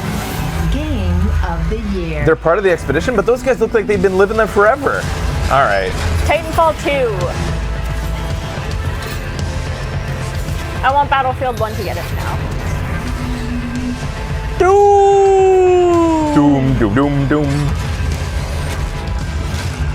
Doom was good. Doom was fun times. Inside. The reason I was confused is it just looked like all those guys had been there, like had already established civilizations, like they'd been there for a long time. Overwatch. So, what do you want? I want Battlefield 1 because it hasn't gotten any love, but I feel like Overwatch should get it. Based on my first missions of Battlefield, if it keeps that pace up for 6 missions, it wins. Yeah. For Game of the Year. That's the thing. We haven't finished it. They've all been saying that it does. Yeah. Here it is. And they're saying the other ones get better. Game of the Year at the Game Awards 2016 is... That's true. Overwatch. I think when you consider it from a standpoint of... I already know people are angry about this. Yeah. Especially those who don't play Overwatch. Oh, yeah. But when you, like I said at the top of the show, when you consider this from a standpoint of impact on gaming culture and gaming in general, Overwatch won the year. They were, like I said, if you weren't playing Overwatch, you were getting pissed off about how much people are talking about Overwatch. Yeah. It was a game you couldn't avoid. Thank you, everyone who voted for our game. It defined the year, I think. Overwatch Easy to say for a show that got obsessed with it, but really talented and passionate team. And I'm so happy to see that this reward is going to acknowledge all of their efforts over the last few years. You're right. It's a balanced, addictive game that is approachable by everybody. And has pro play. By all skill levels, it balances pro play with casual play. That's insane. Compelling to me. characters. It's a message about heroism. It's a message about diversity. Oh, don't get emotional over Overwatch, too. We've had too much emotion on stage. And positive and hopeful future. I didn't play Overwatch, but I do feel it was a good game. Everyone needs a little bit of right now. And we're not done yet. We got a lot. Overwatch is so popular.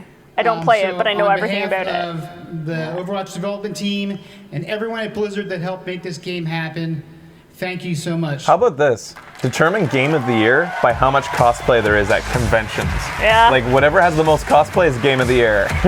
Like, if you went by that, then League of Legends would have won 5 years in a row. Yeah. But just the fact that when we were at PAX for the first year ever, Xbox Live, like, League of Legends was just dominated by Overwatch. It was the reigning champion just got taken over. It was such a big deal to me. It just told me 100% this is gaming culture right Yeah, now. this is a big deal right now. Yeah. A love of games. Thank you so much to everyone watching all around the world. Thank you to everyone in the game industry for the great games you make. Have a great holiday season. Great new year. We'll see you in 2017. Good job, Jeff Keighley. Thanks for watching with us, guys. Listening to my rants. If you don't like them, then I don't know why I keep watching the show. I have to be here. I think the thing people get annoyed with me is because they can't argue back. Oh yeah. So they just hear a guy ranting, and if they disagree with me, then they get annoyed. And thank you, Schick Razors. Thank you, Schick Razors. It was a fun little thing, though. I'm actually disappointed there wasn't as much awkwardness. Last year was just a beautiful culmination of all these awkward little All we moments had was shit put together. Yeah, I'm bummed that Battlefield 1 didn't win anything. But Yeah, it's the fickle nature of jury-run prizes. Like, games that deserve more awards don't get awards. It's just how it goes. yeah. Stuff gets like spurned when it doesn't deserve it. I think that, like, personally, if you don't take into account impact on gaming culture, then Battlefield 1 probably should have won Game of the Year. Yeah. Based on my first impressions of it, and then you guys telling me that it just gets better and better. Like, if you're telling me that it's more of that and even better, then it was Game of the Year for me, probably too. Yeah. Having not played the whole thing. Oh yeah, the Kojima and Jeff moment was awkward. Yeah, that was one of my That was favorites. pleasant. Yeah, that was that had enough in it for the whole show. Fallout got fucked over. Yep. In the past, like, things like this happen. Fallout did not deserve as few or zero rewards it got for its year. It didn't get anything. 0 rewards. Fallout 4. Like, Yeah. come on.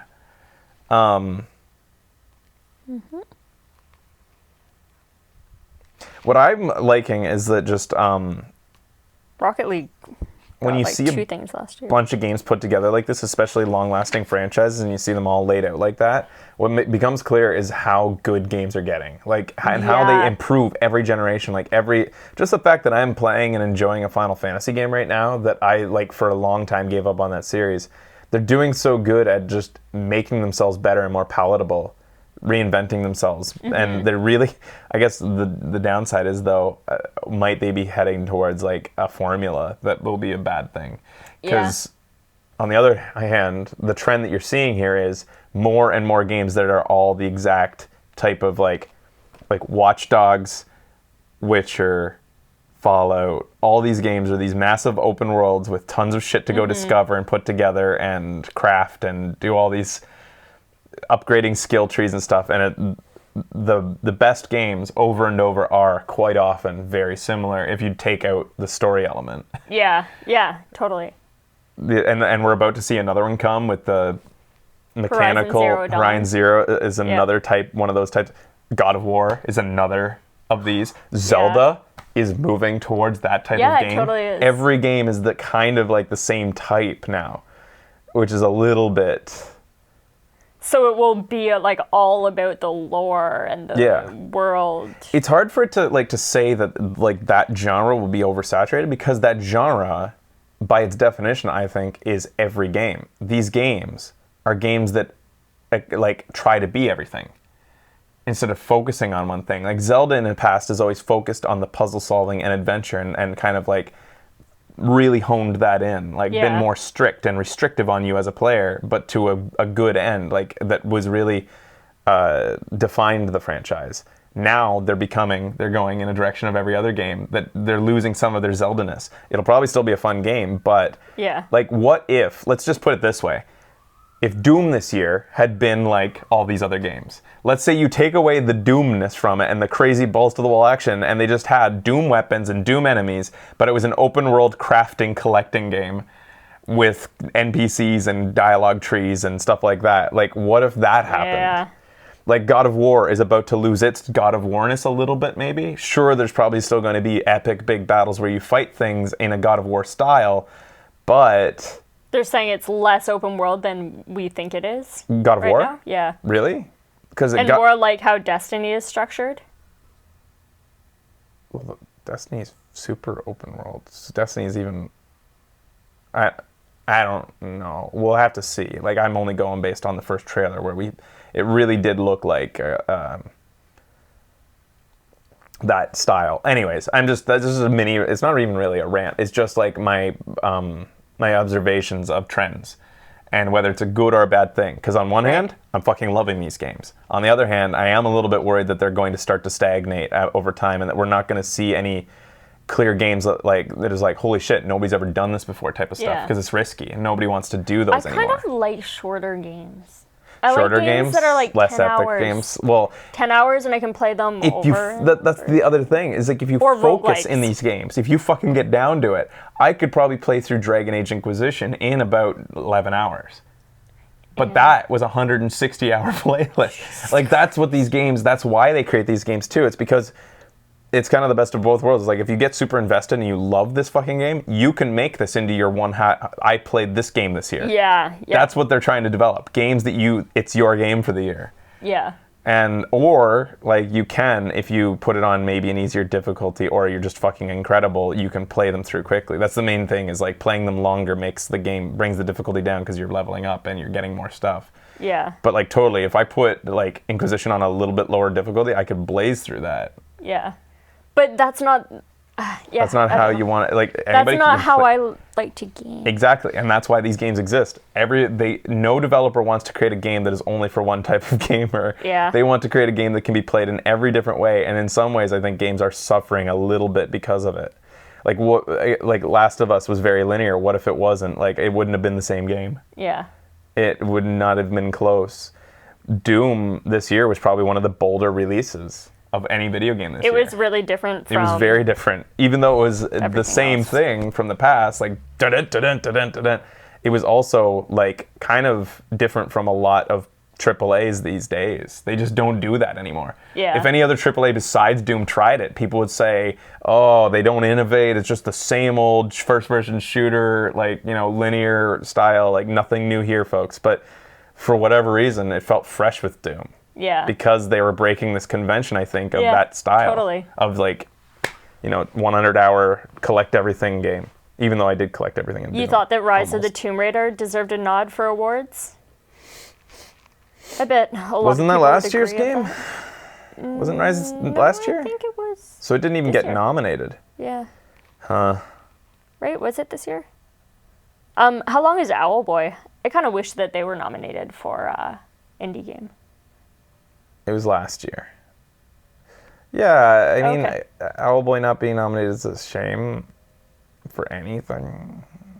Inside getting multiple categories was kind of weird. Yeah. I think Inside's overrated. I enjoyed it, but I think it's overrated. It's the type of game that, like, a person can look at and say, like, I appreciate it, thus I just got some artistic appreciation cred in your eyes because I said that I enjoyed Inside. Inside was nominated for 5 awards. Yes. So is Firewatch. Overwatch for 6 and Uncharted 4, 8. Battlefield 1 for 4, Doom 4, Titanfall 4. I think that, I don't know, Neon Guy, that Limbo was overrated when it came out. It got attention, a deserved attention, because it was so fresh. It was so different.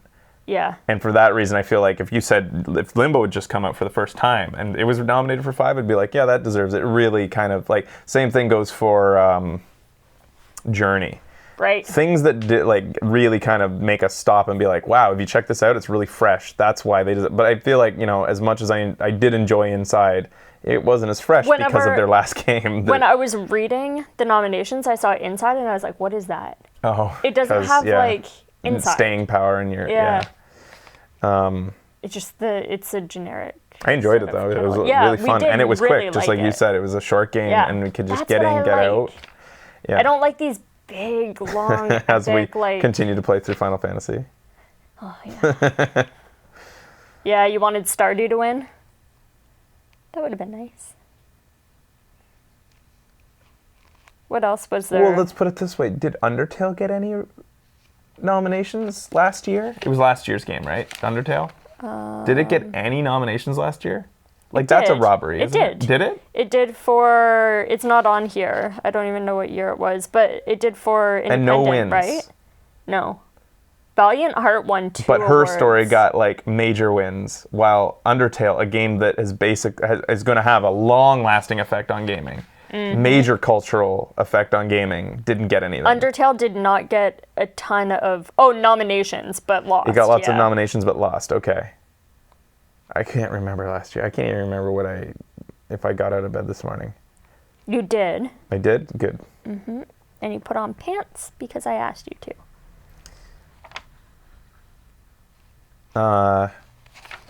Yeah, but that's what gaming awards are for. Discussion. That's basically all they have no real worth or weight, in my opinion, as far as what this says is game of the year. It's just it's a centerpiece to look around and say, like, what do you think of that? Mm-hmm. Overwatch won. What do you think of that? Rocket League won over Undertale. Oh, okay. For indie game? It's interesting because remember this year so many times being like, just not that many games came out. Like this year? Yeah. This year did feel lackluster, despite it had some great games. Yeah, it clearly had some great games. It did, but I don't know what it is. This year just felt a little bit, even with VR. Was it because it's so much of the same? Like, we can't play all the epic games. Some of it is we feel beat down. We can't. I don't know. I'm overwhelmed. Yeah. So there's that. I feel like there's like a lot of the same. Like, of course it's different, but like Battlefield 1, Titanfall 2, Dishonored 2, Mafia 3, Dark Souls 3, Uncharted 4, those are all like such massive games. I am surprised at ourselves that we didn't continue with VR, but I think it was just the deluge. Right? Mm-hmm. Why we didn't cover more VR? Well, I'm interested in covering more VR, but I just feel like it's a lot of effort, first of all, to do VR shows.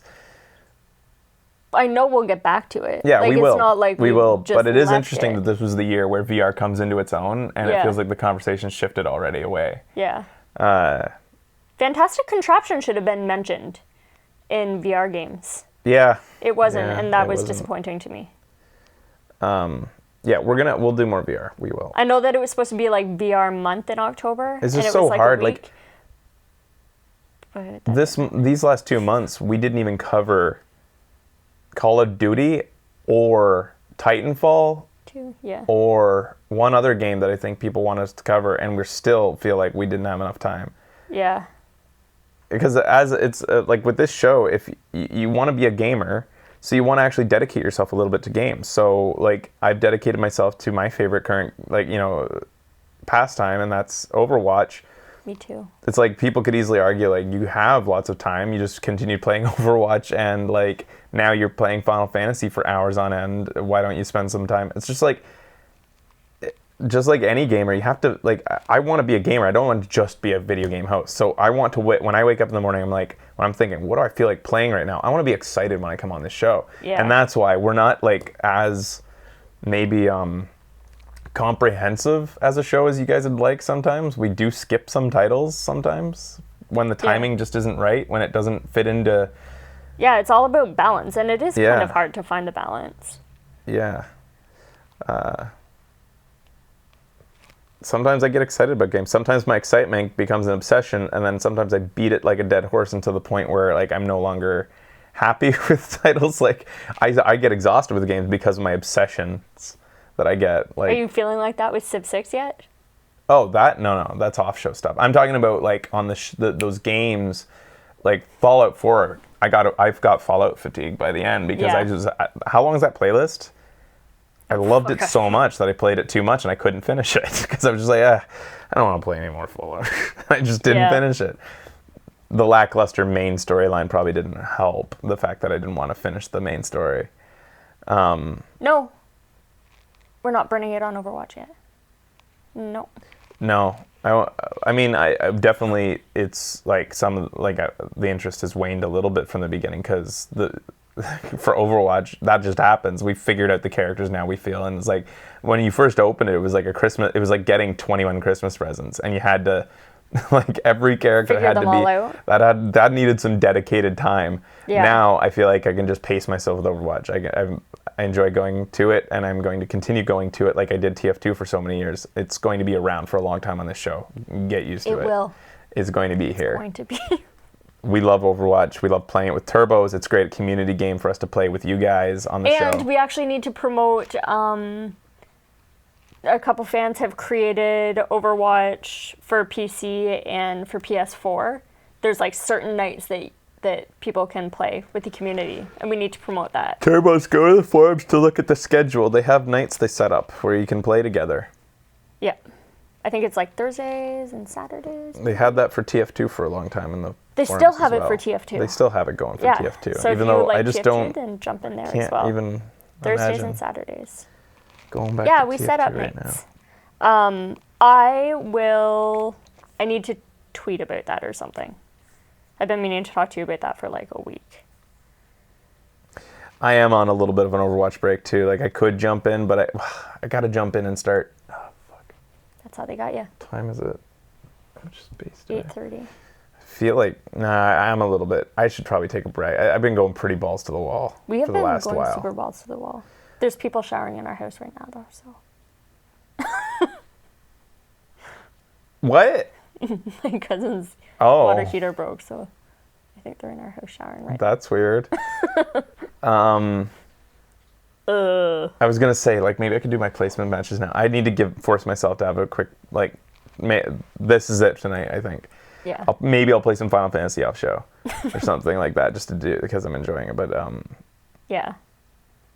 Is there anything in that show that you were super disappointed with? No? Was I? I don't think anything showed up that was that made me sad or annoyed or disappointed or let down. No. Last year was definitely the big deal was Zelda. And I felt like alone. I felt so alone on it. Nobody else agreed with me. It felt like the off-screen footage it was so clearly coming up short. Yeah, the lack of proper award segments again. That's it. I'm just going to keep saying same that as every last single year. Proper award segments would be nicer.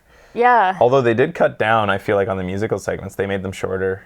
They did. That was good. Like the Doom guys, they did like little snippets. I can understand his balancing act. He wants to include all these categories, but at the same time, you were disappointed in the music acts. They packed a lot in.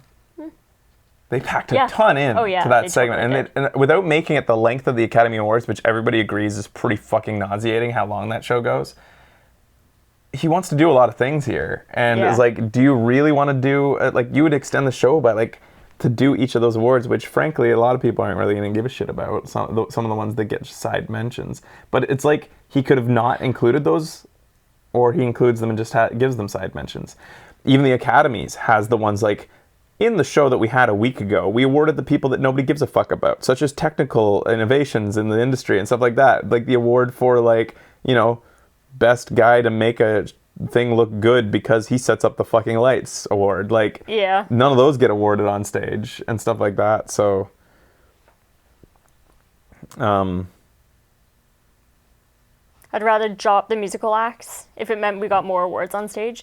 But it makes a show too at the same time. That idea. But it also makes a show. Like he's really like. If they're related to video games, because that second act wasn't. Oh related to video games, that stuff. right? Yeah, okay. Which is strange it's funny because me. you guys have been saying musical acts, and all I'm thinking of is the Doom one. Yeah. Okay. Yeah. No, We drop just those turned other that ones. off. No, you're right. Yeah, I didn't even think about that because I just turned them down. It was Yeah. just, what? It was like our I time don't to think we discuss. should cut out the segments where I talk at you.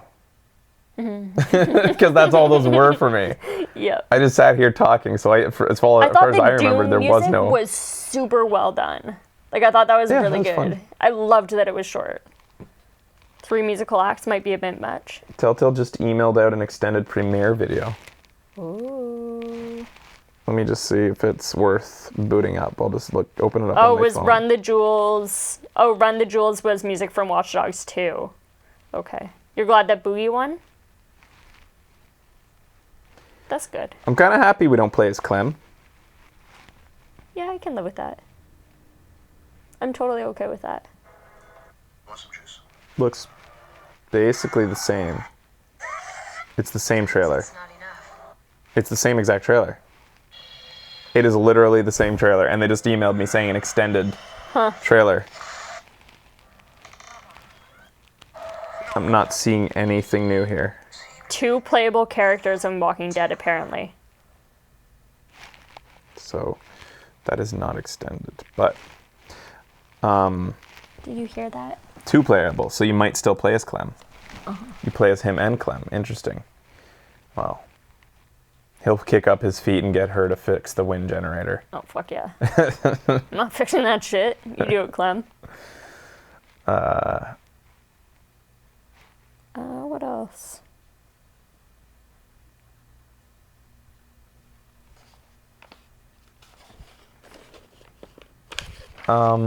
Yeah, nothing else disappointed me besides, like, I mean, I'm hoping that all that aliasing, I know, like, you guys have heard enough, you're rolling your eyes, but that was that really, it was not just nitpicking. I don't know if you guys feel the same way, you probably don't, but it was more than just nitpicking, it was stark. It's apparently less awful in the online version that they have up right now. But like, not great, but... Okay. So anyways, that said, since I was most vocal about that, I'm hoping that the Switch, that is the key thing that is made better. Then. The Switch? Oh, right. On the Switch. I hope that aliasing goes away. I hope that it's a lot better that way. That's a confusing system name, actually. It because is, when you said the Switch, I definitely. was thinking the Switch from like Wii U to the new gen. Oh yeah, it's definitely. Which is actually called the Switch. But like, just to clear that up again, like that, I already said it. Aliasing takes me out of experiences. I see Jaggies and I'm like, no, I get it. I totally get that. Me too. Thanks to you. Yeah, thanks to you. I ruined Becky for it. Yeah. One thing that I was kind of shocked about, and we mentioned it a little bit, but the most anticipated game of the year being Legend of Zelda, because we've been waiting for it for 2 years already. There's God of War, can you really call that? Horizon Zero Dawn, Mass Effect Andromeda, Red Dead 2. How does Red Dead 2 not get most anticipated? And Come Zelda. on. And this is Fan Choice Awards, so it was probably so fucking many people voting for it. I wonder. I would like to see the results. Can you too. see the results for them? Like how close Red Dead was? Because Jesus Christ, 2013, man, actually. have you played Red Dead, people? God damn you! I'd go for Red Dead over Zelda. How did Red Dead 2 not win?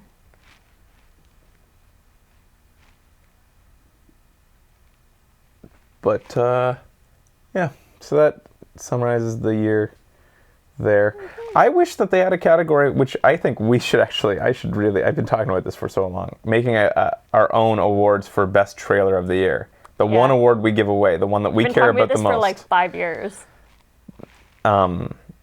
You should do it. They should have that though. Best trailer of the year. Yeah. Because so many of these trailers are like short films. They deserve some attention. Yeah. But like they have a big effect. Sometimes trailers like actually have more effect on the gaming industry than the games themselves. Look at what's the one that slow motion zombie girl dead out window? Fuck, what's the name of the game? That's the funny thing. I can't even think of the fucking game name. I know it. Dead Island.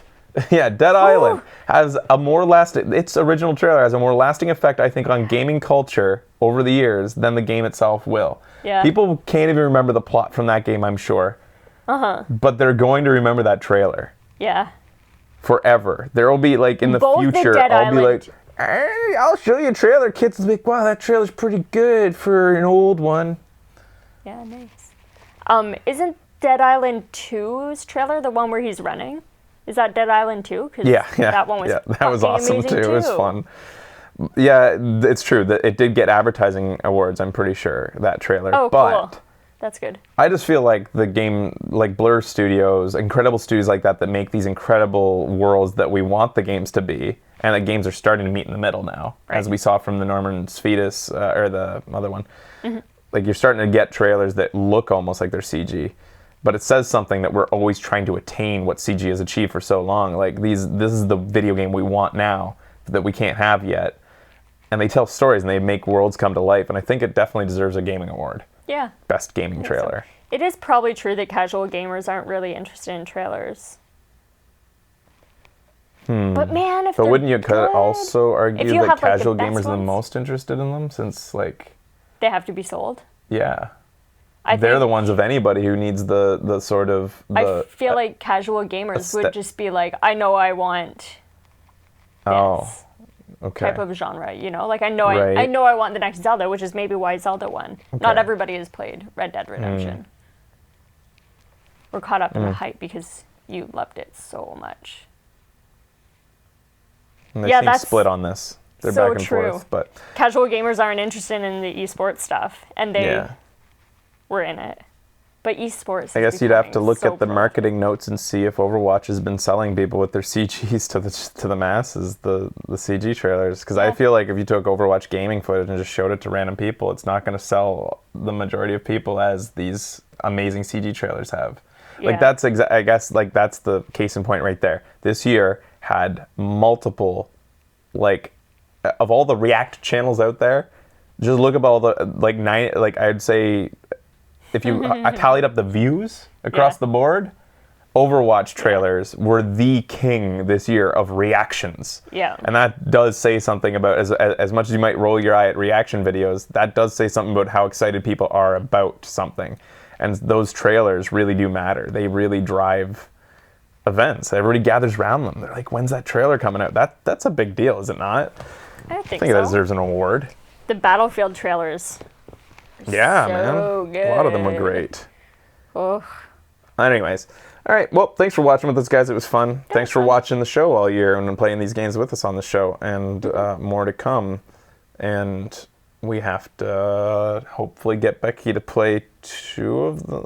Or, like, Walking Dead is the one we're most worried about not playing on release, right? Because you go the day after to your family. Oh. But Dead Rising we're going to get in time? Oh, yeah. To be able to Dead play Rising plenty? is this upcoming week. See if we can get the guys for that. No. No. Okay. I can try, but I can tell you no. I'll try. Okay. Well, I could put it in a segment. We do it on release, and then we have a show and trailer coming. I can put it into a show and trailer segment where I do do some dingers. Christmas dingers. Ooh, Christmas. You know, that's what I'm thinking. Yeah. Christmas dingers. That would be fun if we play a little bit and then do a recap for the guys, you know? Recap of the game? Yeah, just like, you don't have to... No. It would be me running around in a mall, showing them all the things I found. Yeah. That's what it would be. Yeah, I like that. Anyways. Oh no, PlayStation Experience. When's that? This upcoming weekend. But guys, like... The opening ceremonies. What?